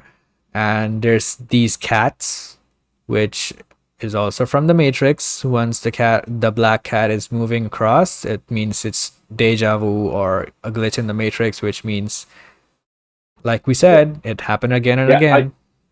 I want. Okay, yeah, we'll do that. I want to leave those theories because you also talked about the hacker as well being similar to some. You think it's a different character Yes. in the Matrix, and Yeah. I think the hacker is somebody else. Yeah. Um, so I want to stop those things for a second, and Yeah. we'll do that for next topic. But I want to Yeah. something to back up your point about Hans Wagner is, just let me get the video now. I think it's for the second save, which was Valkyrie. the Valkyrie. Is okay. So he gets the combination wrong the first time. Mm-hmm. Yeah, and then he has to get it right the second time, or it will lock forever. That's basically what happens. So this is for that. So like, and then it looked like the safe talked to him Yeah. because he has to complete the combinations in a certain order for it to open. Yeah. And he closes his eyes, and then we get to go inside the safe. I'm just watching the scene now. We Yeah. get to go inside the safe, how it turns, how the locks turn. There's like a ball as well, Mm-hmm. it's continuously turning, and then a certain part of the lock just shoots Yes. out to the outside of the safe, basically telling Peter, "This is where you start. You have to Yeah. unlock this one first. You have to combination for this one first." So, like my kind of theory, but maybe it backs up what you think that Hans Wagner is Dieter and Dieter is Hans Wagner. Is did Dieter create the safes? Or Yeah. does he have some connection to Hans Wagner? Because this safe literally spoke to him. Yeah. It literally said to him, "This is how you do it. I'm Yeah. helping you." He Maybe literally Hans says the Wagner isn't. words, "Tell me, what do you want me to do?" Yeah. So there's definitely a connection, I think, to Hans Wagner and Dieter. Mm-hmm. Maybe Dieter is the closest thing to Hans Wagner will ever be. Maybe he's not ultimately him, but the consciousness of Hans Wagner is in these safes in some way, and it comes alive when Dieter's That could around be the safe. possible. It comes alive. The powers of the safe. The only person that can ignite the powers of these safes is Dieter when he's close to them. Yeah. And maybe that's why this happened. Tell me what you want me to do happens, and then maybe that's what happens when he pushes Vanderohe into it, because Vanderohe ends up in a different time period or a different Maybe timeline. the safe told him to do that. Yeah, it could have, yeah, and then that power ignites, activates then when Dieter's close to it and he closes the safe. I like, what happens when Dieter closes a safe? We all know what happens when he opens one, but what happens when he closes one? That is what the Schrodinger's cat paradox or syndrome, I don't know, that theory is called. Um, so basically, what it Just that, means is there's a box and there's a cat, right? So Schrodinger's cat means if you put the cat inside the box and you close the box, so you cannot see the cat, right? How would you prove that the cat is still inside the box? So according to that, it means the cat is inside the box and not inside the box at the same time. So when you know, when Dieter closes the safe door, we don't see Vanderohe, like you said. So he might be inside, he might not be inside. We don't know. yeah, It's that's Very like that's interesting. they're interesting and complicated theories. Let's make it simple now. Let's go on to our kind of our short matrix parallel theory. So, so Yes. like, we were DMing each other about there's some matrix connection. I actually think there might be some matrix connection to somebody action. I think as well. Somebody was saying. Maybe I'm Yep. wrong. I didn't see There's any in the actual elevators as well. Like, elevators and stuff like that. But you said, "Oh, Korina reminds me of the hacker from Matrix." And we were just yeah, DMing, and then we weren't talking for a while. And I thought you meant Neo. I thought you meant Mr. because they're Anderson. all Because hackers basically. But yeah, they're all yeah, hackers, but you had a yeah, different, which we'll talk about in a second. But like, so Karina, in response to Dieter's two dreams about zombies, this is what she said. Maybe they're prophecies, not dreams. Maybe you saw your own death, which could be foreshadowing what happens in Army of the Dead if he did die. But then again, it could be foreshadowing timeline 1, 2, and 3 where he does die in this timeline. So either way, it's right and it's wrong at the same time. Just and like she says, Vanderohe, and she's yet again and again and again, yeah, three times, and Vanderohe says fighting fighting and and dying, dying, fighting fighting and and dying, dying, fighting and keep dying. dying. And so just like Vanderohe, she sees something deeper in it all. So she's a hacker. Without her, they couldn't do any of these heists whatsoever. Basically, the most two important people are Karina and Dieter Vandro to these and Dieter, yeah, heists. yeah, So he cracks the safe, she cracks the codes to get into these locations and to get out. But yeah, so I think there's definitely a parallel there to Mr. Anderson. Neo's character before he enters the Matrix, he cracked the code. He figured out what the Matrix is. Karina cracked the code. She figured out how to get into these locations to get to maybe the actual Matrix. To get to she cracked the code to get to the code, which is the saves. But you think it's the other hacker, yeah. Cipher. the character that turned on the Matrix team. Hmm. Yeah, I think it's Cipher because he obviously double crosses them and Karina doesn't. But in a way she kind of does because at the end she gives away where they're going, and because of that, the Delacroix catches them before escaping. And In a this, way, she sacrificed herself just like Neo did. yeah. But again, the same thing happened with Cipher. He also gave That's away true. the way they are doing it and stuff to the um uh Agent Smith, right? So he was aware that this is all going on. He was aware of the one. He didn't believe it. He was jealous of Neo and all that. So yeah, there are some similarities here. And obviously Corina is also aware of prophecies and dreams being, the thing. Gwendolyn obviously doesn't. She doesn't believe him completely. She just says that maybe they're just dreams about zombies because they're scary, right? So there Like are like some similarities like here. like we would think, oh, I had a bad dream last night. Is this a dream?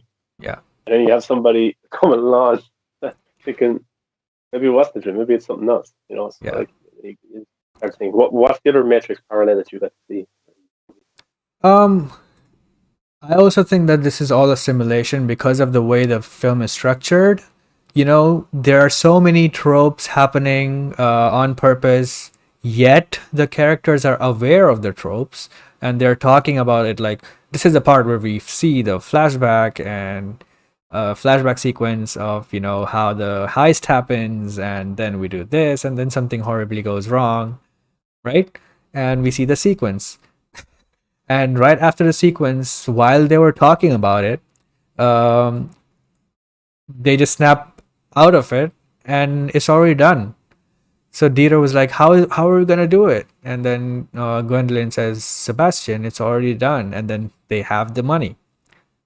So in the flashback sequence, it's already done, and they do it.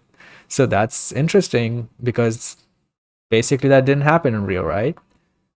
Stuff like that, and then there's the whole cat thing inside Yeah, the explain that. house. Just for because we're going to cut this out for topics and the Matrix cat thing. So the And cat thing basically is in the Matrix, they see a cat in Matrix 2, right? So, and that's basically deja vu. Deja vu is something that might have happened, and you remember it as it probably happened before, right? That's deja vu. But also, glitch in the Matrix is something that tells you something is wrong about this place, something changed. So both of these, there are too many cats in in this movie, and every time something significant about to happen, there's a cat running across the screen and there's a sound and their camera focuses on the cats moving and all that stuff. Then Dieter literally says the line, but we are on the cat grid. So that could be just a joke, but that could also be something important. We could be in a simulation, right? So the cats, And I think, is a very big giveaway for that. And I also do think that the whole thing could be just a simulation created by aliens, which is why they have kind of superpowers. They have, alpha zombies and all this stuff. There's weird visions going on. There's scenes that don't make sense but exist. There's many weird coincidences, but they just shrug it off as something that doesn't matter. Because in real life, if that stuff happens, it will freak you out. And some things happen too perfectly. Um, Stuff like that. It feels like it's a simulation created by something, which in turn actually is because Zack created all this. So this movie yeah, itself, this franchise itself is a matrix, but I'm just saying inside the franchise. but what watch the Matrix 4 Resurrections trailer, and then watch the opening 10 minutes of this movie, and tell me Dieter's not in a simulation.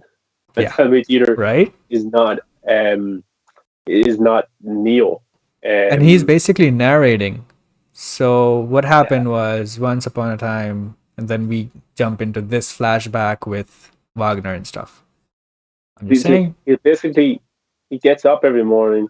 He makes his YouTube video. He goes, gets a coffee and a muffin, Another or boring day. he eats that. Goes to work. People yell at him every single day.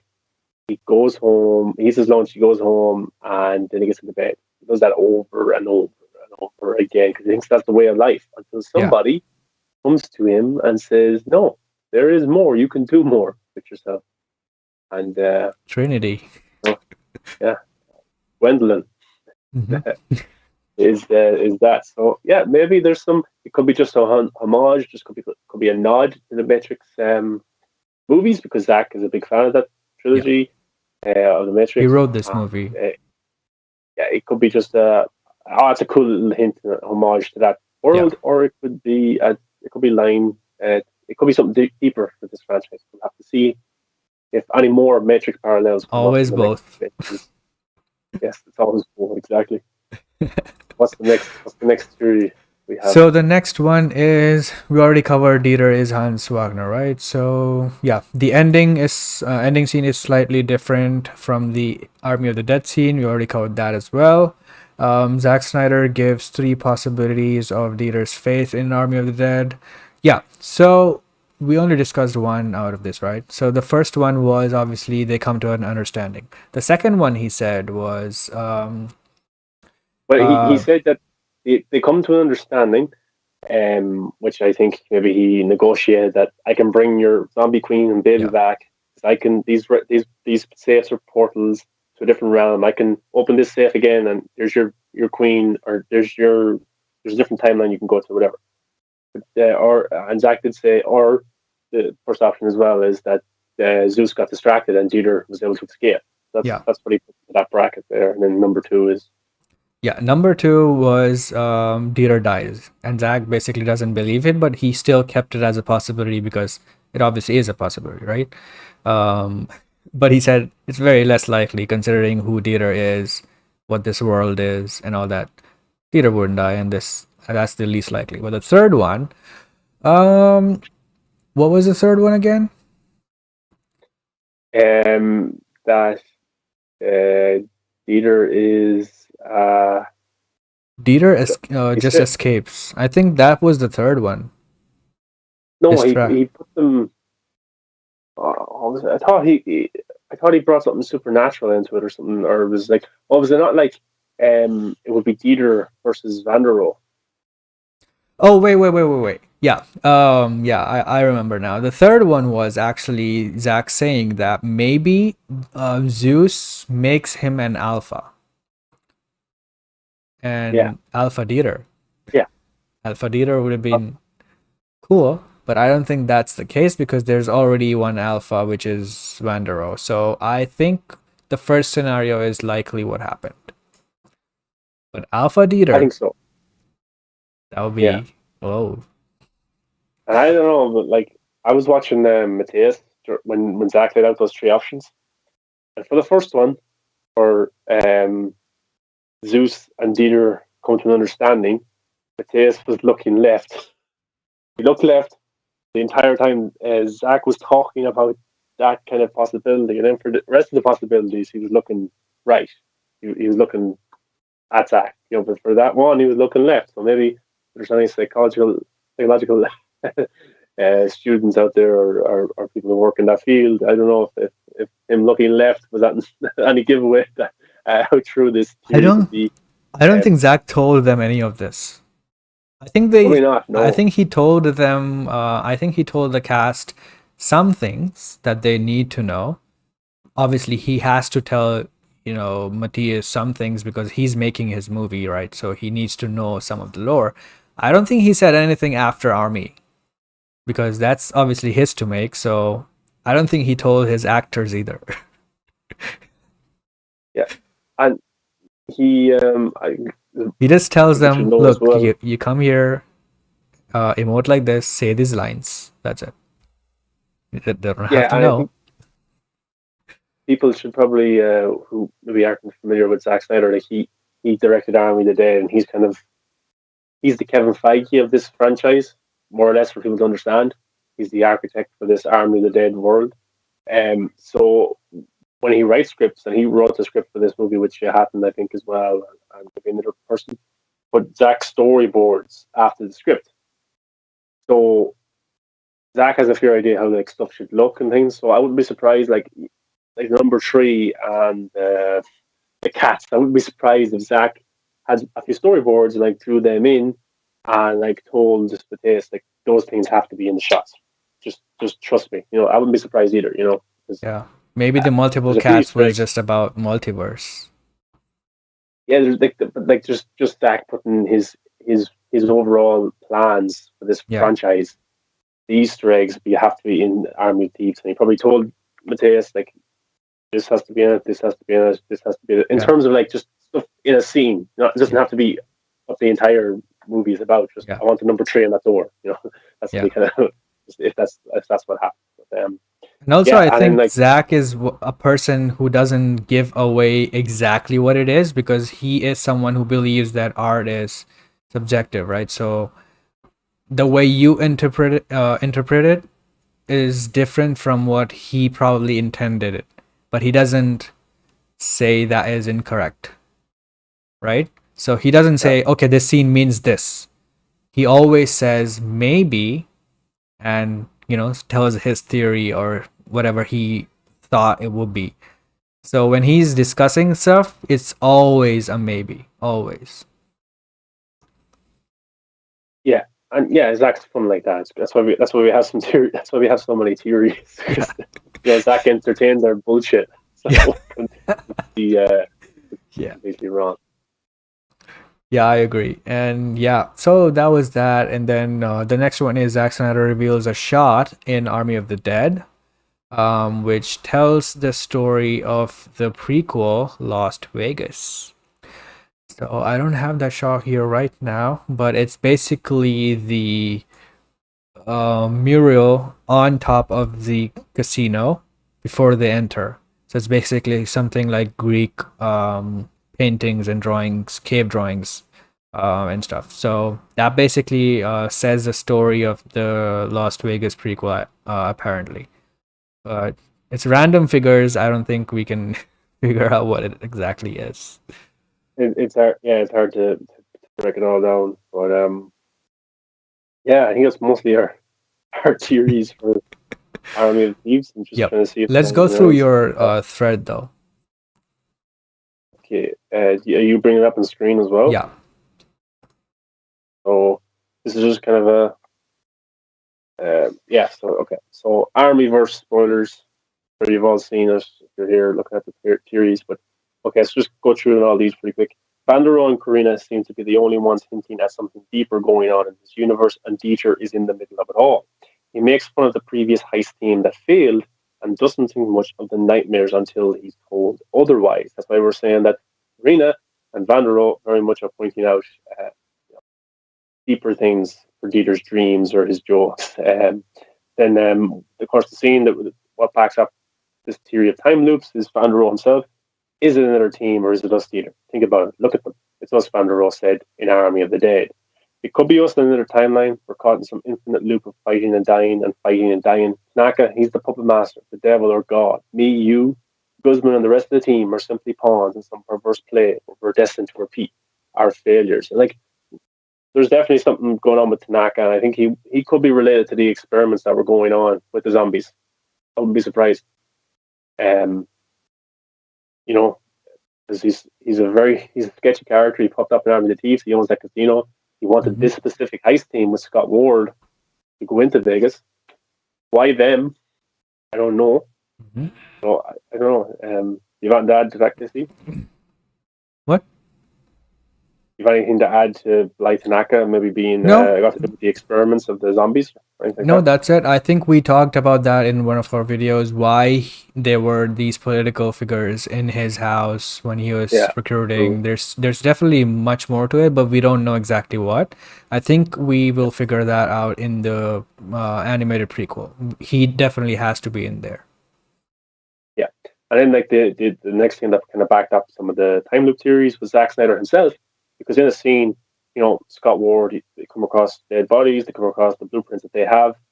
The other team had them.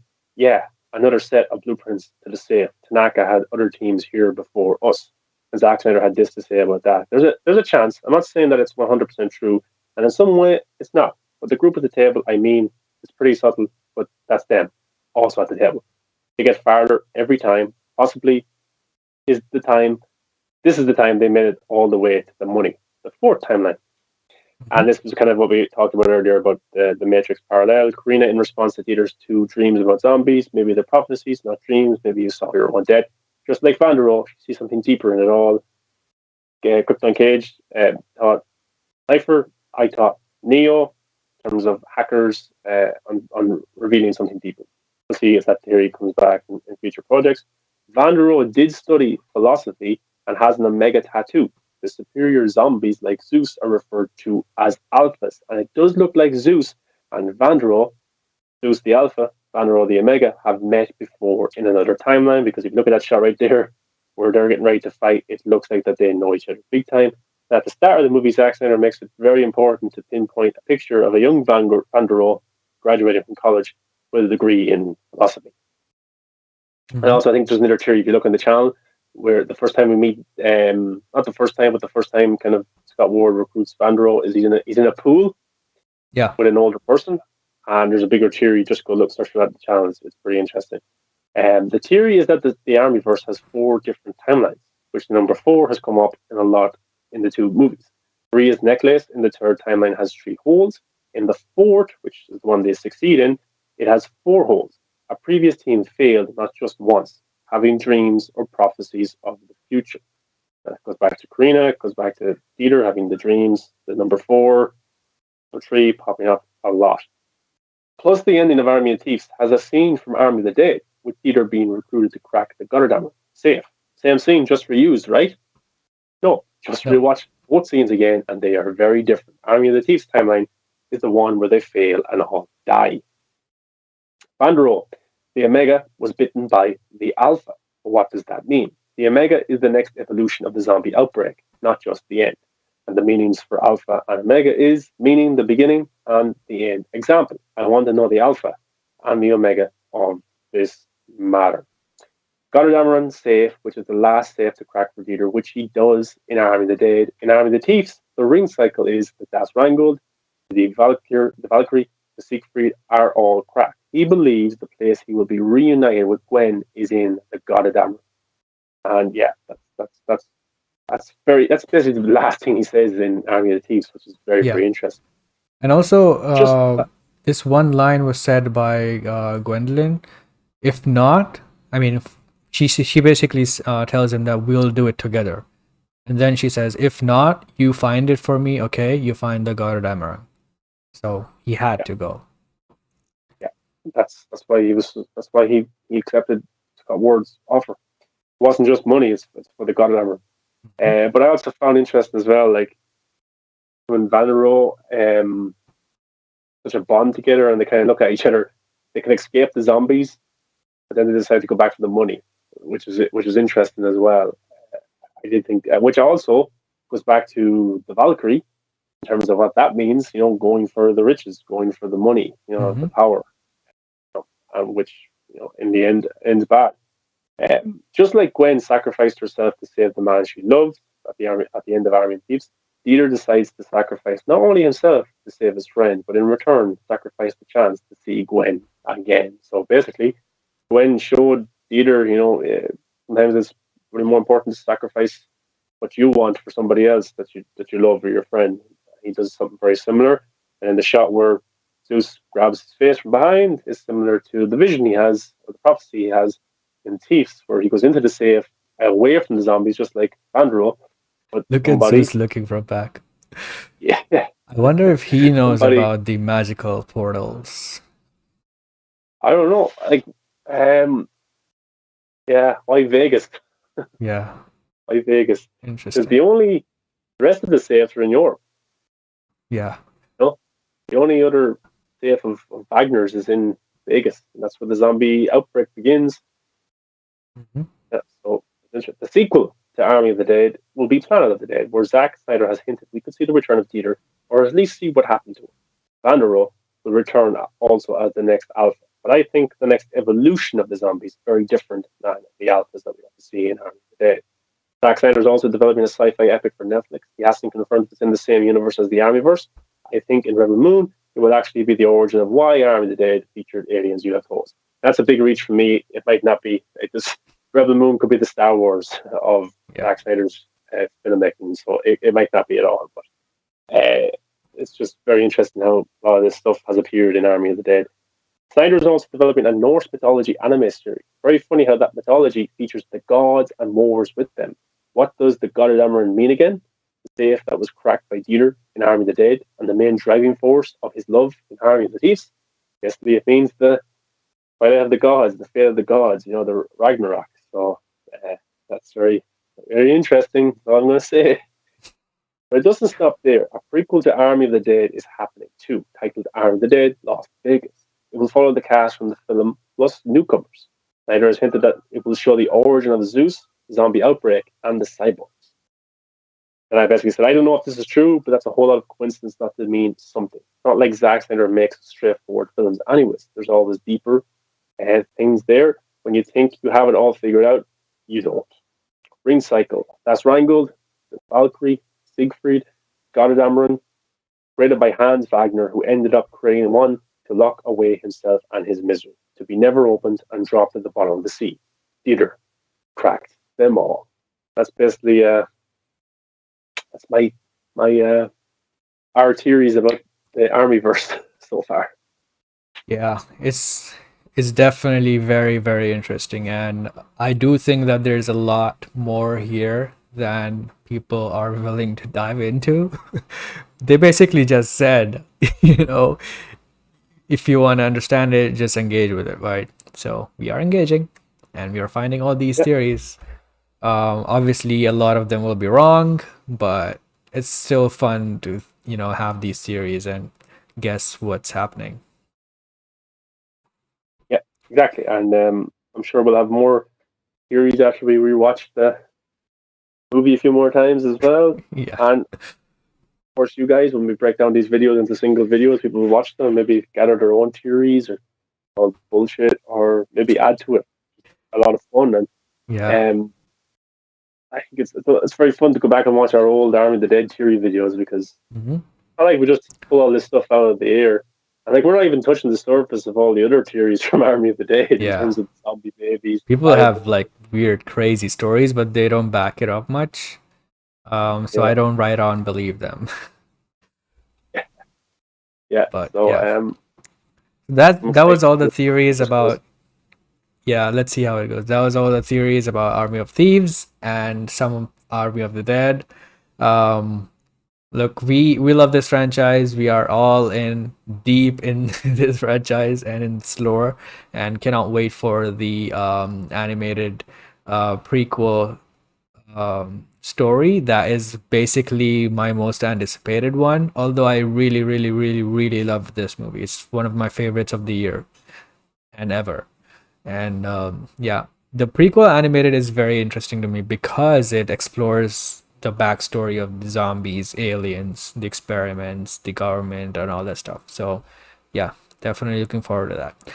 And speaking of that, the sequel to Army of the Dead is now called, well, revealed to be called Planet of the Dead. And when I first heard that, obviously, the mind goes to Planet of the Apes, but I thought, wait a minute, Planet of the Dead? Who's the dead? The zombies. Planet of the Zombies? We know that, the alphas and the virus and stuff is from alien origin, right?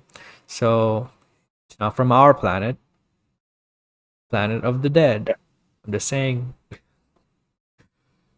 So yeah, yeah, Army of the Dead sequel title revealed by Zack Snyder. Is there a way? So the interviewer asked the question. This comes from Inverse. The interviewer asked, "Is there a way we could see the in between of Dieter's story between the end of the first three heists in Army of Thieves and the beginning of one in Army of the Dead?"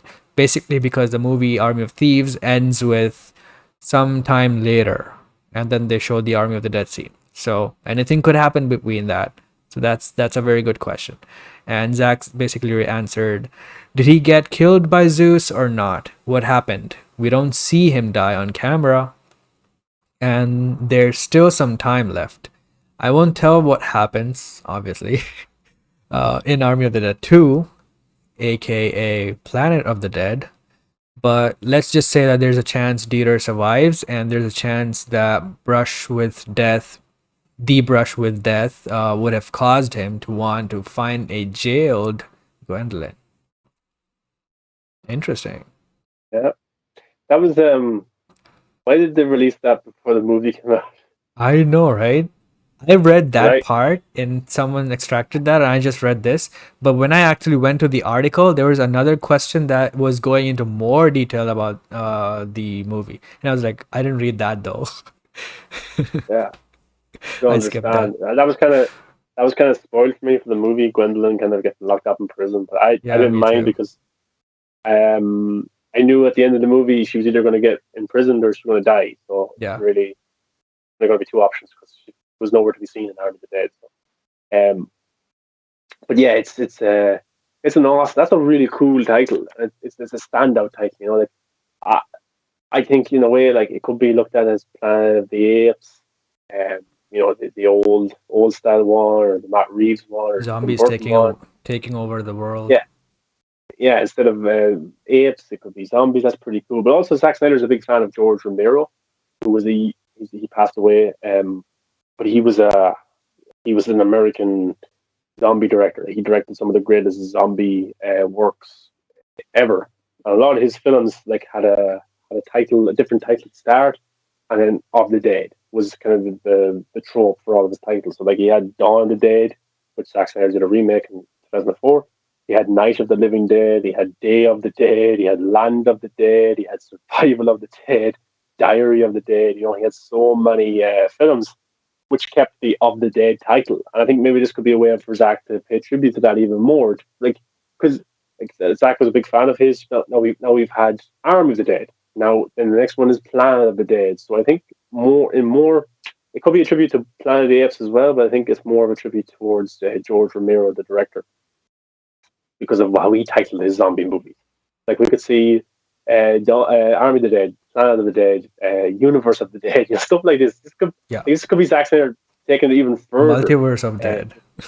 yeah, it's crazy. Yeah. It's unbelievable. Then we have these side stories, Army of Thieves, and then we could get another. We have Army of the Dead, Las Vegas, and who knows what else is going to be coming as well. So the title is striking. It's pretty cool. You had a pretty awesome art piece that you created, a design, logo design. That was awesome. I'd love something like that.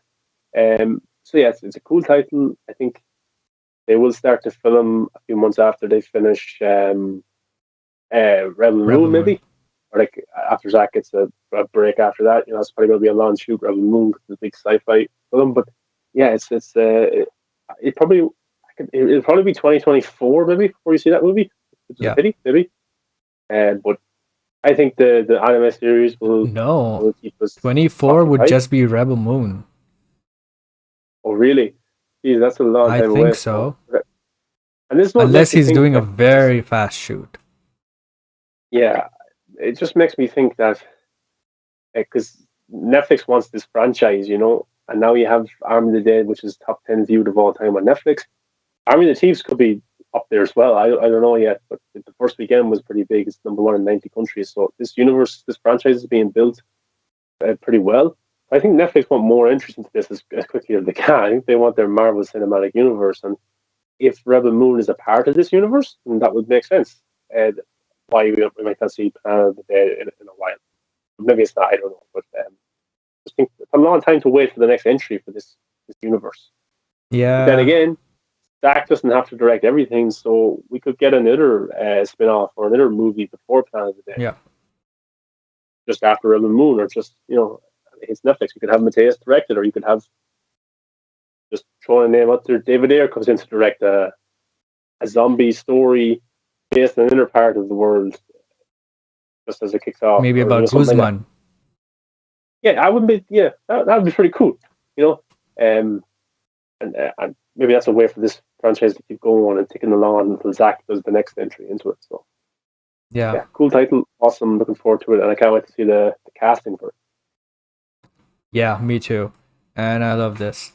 But yeah, moving on to the next topic, which is Rebel Moon. And finally, we have the first casting announcement for Rebel Moon, and it's Sofia Boutella. I could not have guessed this. Not even if I got like 20 chances. I could not have guessed this. But it's a pretty solid casting. Sofia Boutella cast as lead in Zack Snyder's Rebel Moon. She will lead Zack Snyder's latest Netflix feature, Rebel Moon. The tagline for the project reads, "When a peaceful colony on the edge of the galaxy finds itself threatened by armies of the tyrannical regent Balisarius, they Balisarius, they dispatch a young woman with a mysterious past to seek out warriors from neighboring planets, kind of like Rey." Planets to help them take a stand. Snyder also penned the screenplay with Army of the Dead writer Shay Hatten and Kurt Johnstad, based on the story by Snyder and Johnstad. Rebel Moon will be the first feature produced under the first look deal between Netflix and Snyder, Snyder's Stone Quarry Productions, which we actually, talked about on this channel before.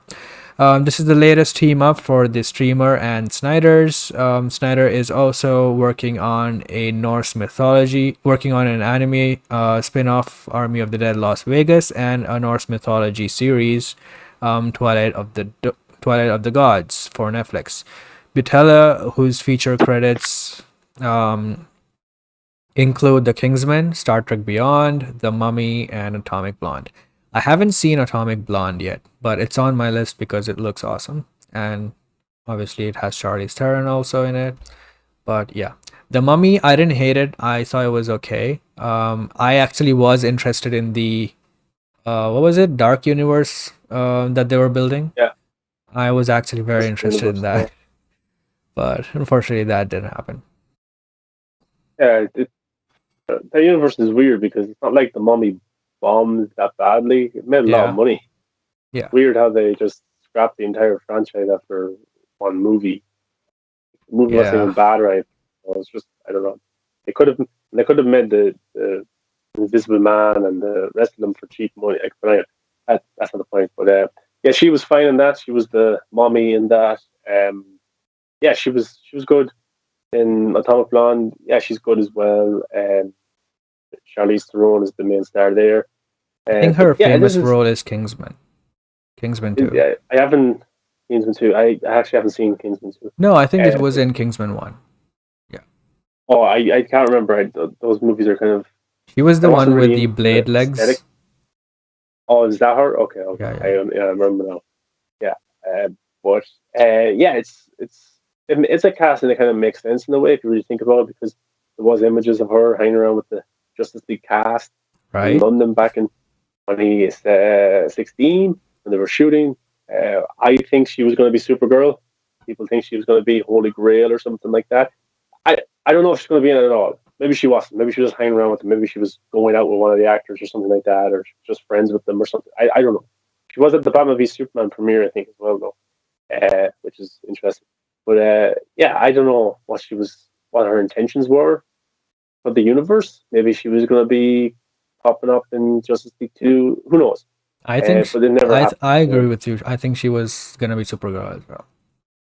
Yeah, and that's why I thought that the Snyder Cut would have a Supergirl Easter egg or a reference Yeah. or even pop up, because I thought that she would be if she had shot something back then, but she obviously didn't if it didn't make it into it, or maybe it was banned by Warner Bros. I don't know.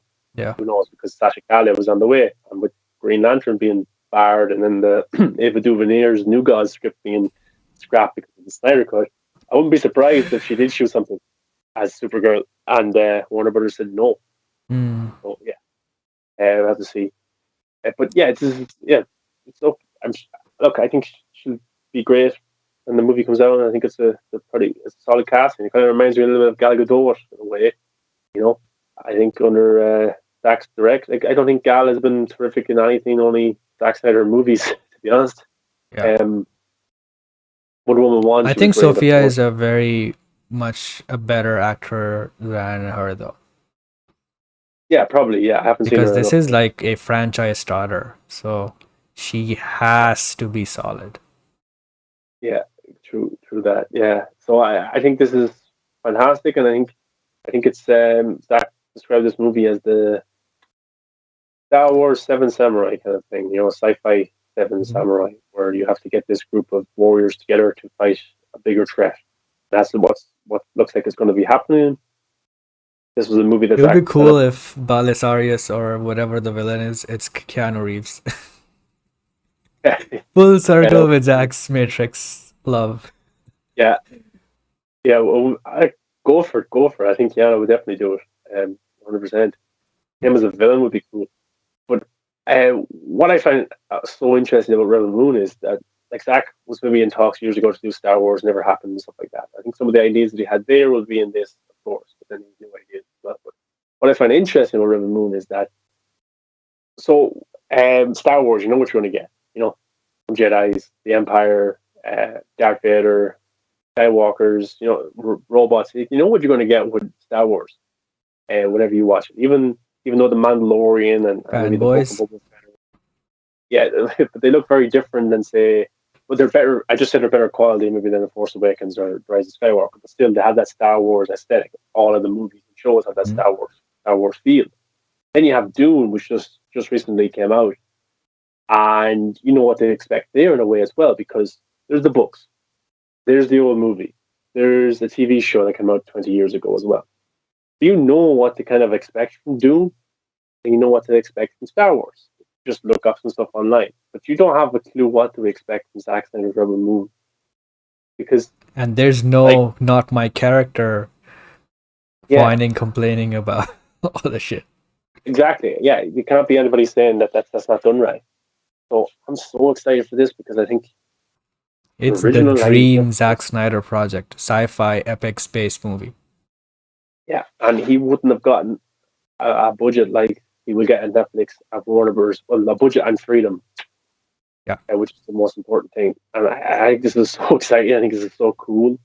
Like, this could be, just throwing it out there, it could be our generation's like Star Wars in a sense. It could Yeah. be. That's how big this this could be, and just how it looks and the aesthetic from it and the story and the journey of it. There's definitely going to be more than one movie. Just look at Dune, what Denis Villeneuve did with Dune and the set designs, and CGI, and all that, everything, just the way it looked. He'll probably get Hans Zimmer for this Rebel Moon to score this as well. I think it's Junkie XL. Kind of hinted at Oh, is something. it? Is it okay? Maybe, but that's just good because he studied under him, Yeah, and so yeah. So I think this is going to be unbelievable. It's going to be amazing. So we'll have to me wait too. for more cast announcements. I think Ray Fisher will be in it as well. I think he'll be a cast. I hope so. That will be an awesome redemption for him. Yeah, I also think that Joe Manganiello will be cast. That's another prediction I have. Mm-hmm. And maybe I was throw one out there. I would love to see. Bly Tanaka. No, I would love to see Jared Leto. Oh yeah. Oh shit. Jared I think Leto would be awesome in this. I think this world, a Star Blade Wars Runner type, of 2049 a style. Dune type, yeah, something like that. I think, or here's one for you: a blind samurai. That's what Jared Leto is. He's a blind samurai I'm who totally down with it. lives on a planet, on his own. Just he reads ancient books. I Yeah. don't ask me how he's blind, but he can read ancient books, and he possesses a huge power, and they go and recruit him, or they go to him for knowledge. That's what Jared Leto's character is. But I think Yeah. Jared Leto would be a great addition to this big time. Yeah, man. I'm just super, super excited. This is like I've loved Zack Snyder's work since Sucker Punch, right? And Sucker Punch was very high scale action sci-fi shit, and I loved his work from that moment on.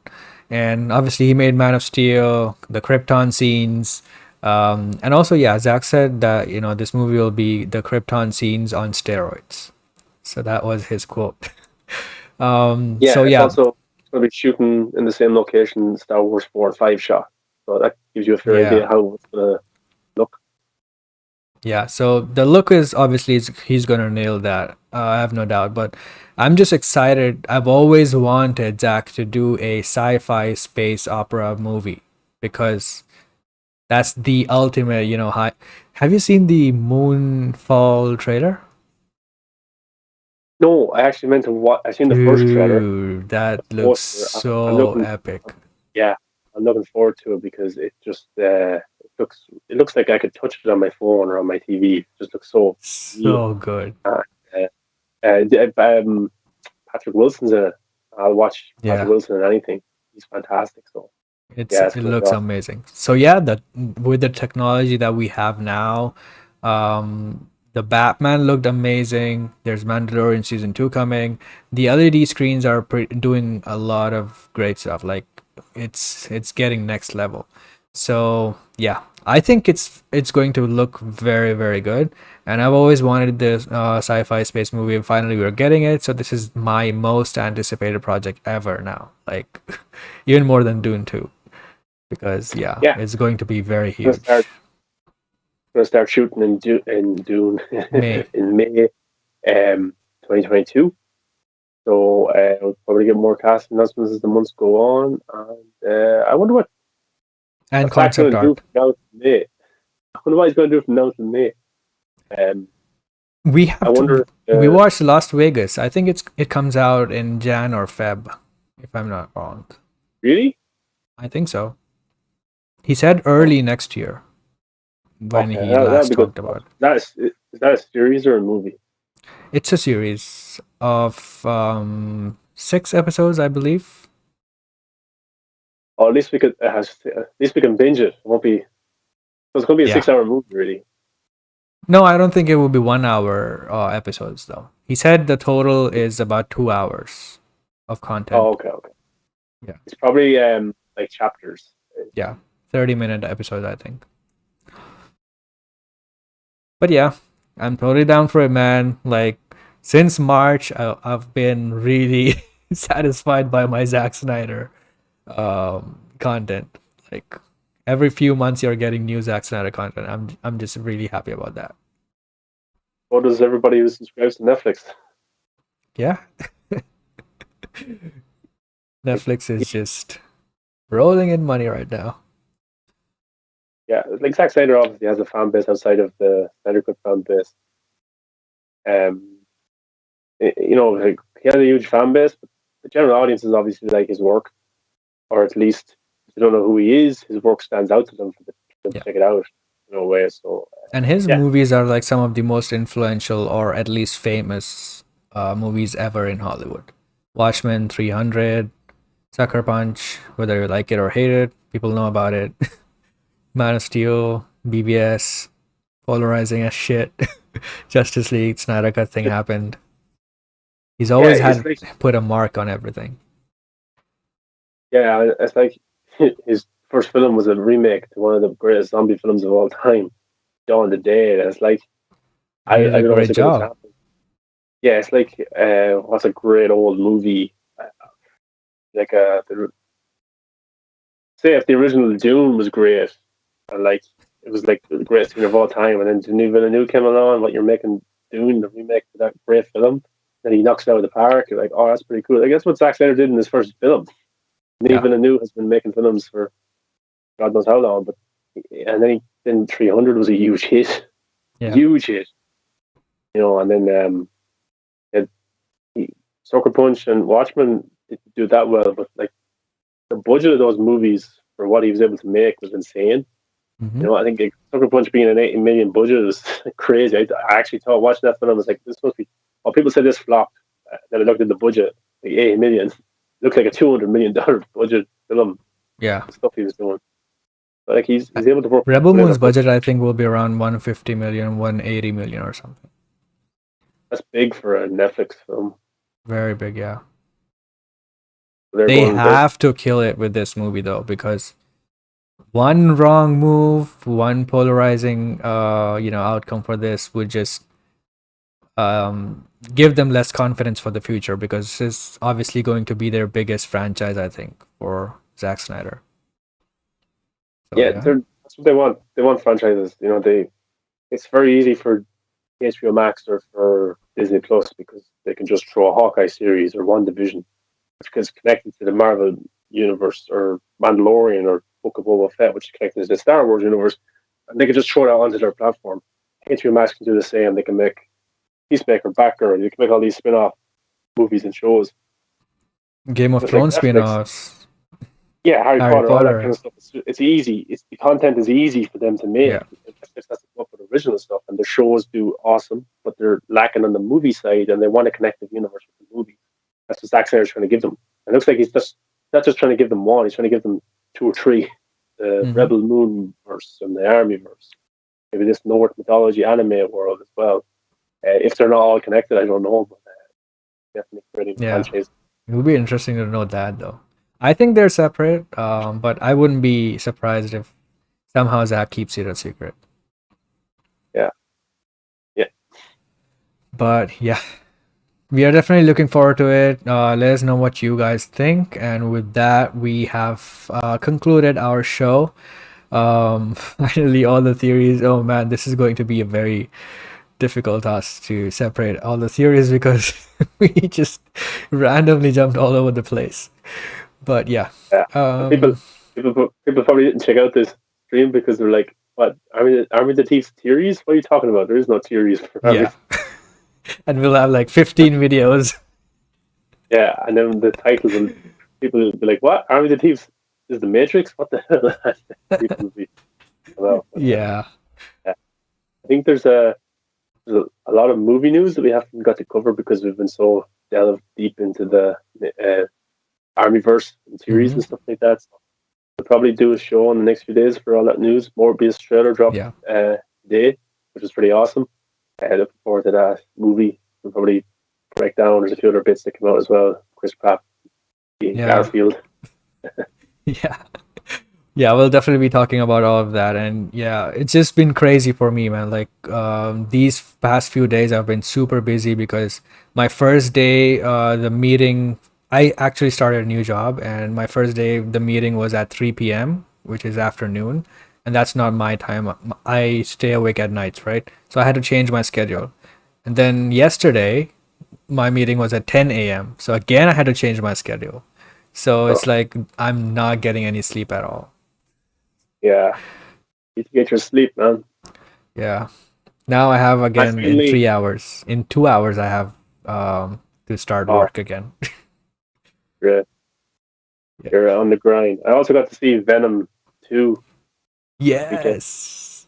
So we can talk about that on the next show. I'm going to be talking about the post-credit scene and spoilers because it's in weeks Yes. now. It looks like that connects with all the hints and Easter eggs in the Morbius world as well, which Hmm. makes as all the universes put together. So we'll definitely talk about all that stuff. Yeah, definitely. All right. So you can find us at The Real Talk Live on all social media. You can find me at Krypton Caged. Where can I find you, Mar? Yeah, movies that matter on all social media platforms. All right. Then until next time, take care and goodbye.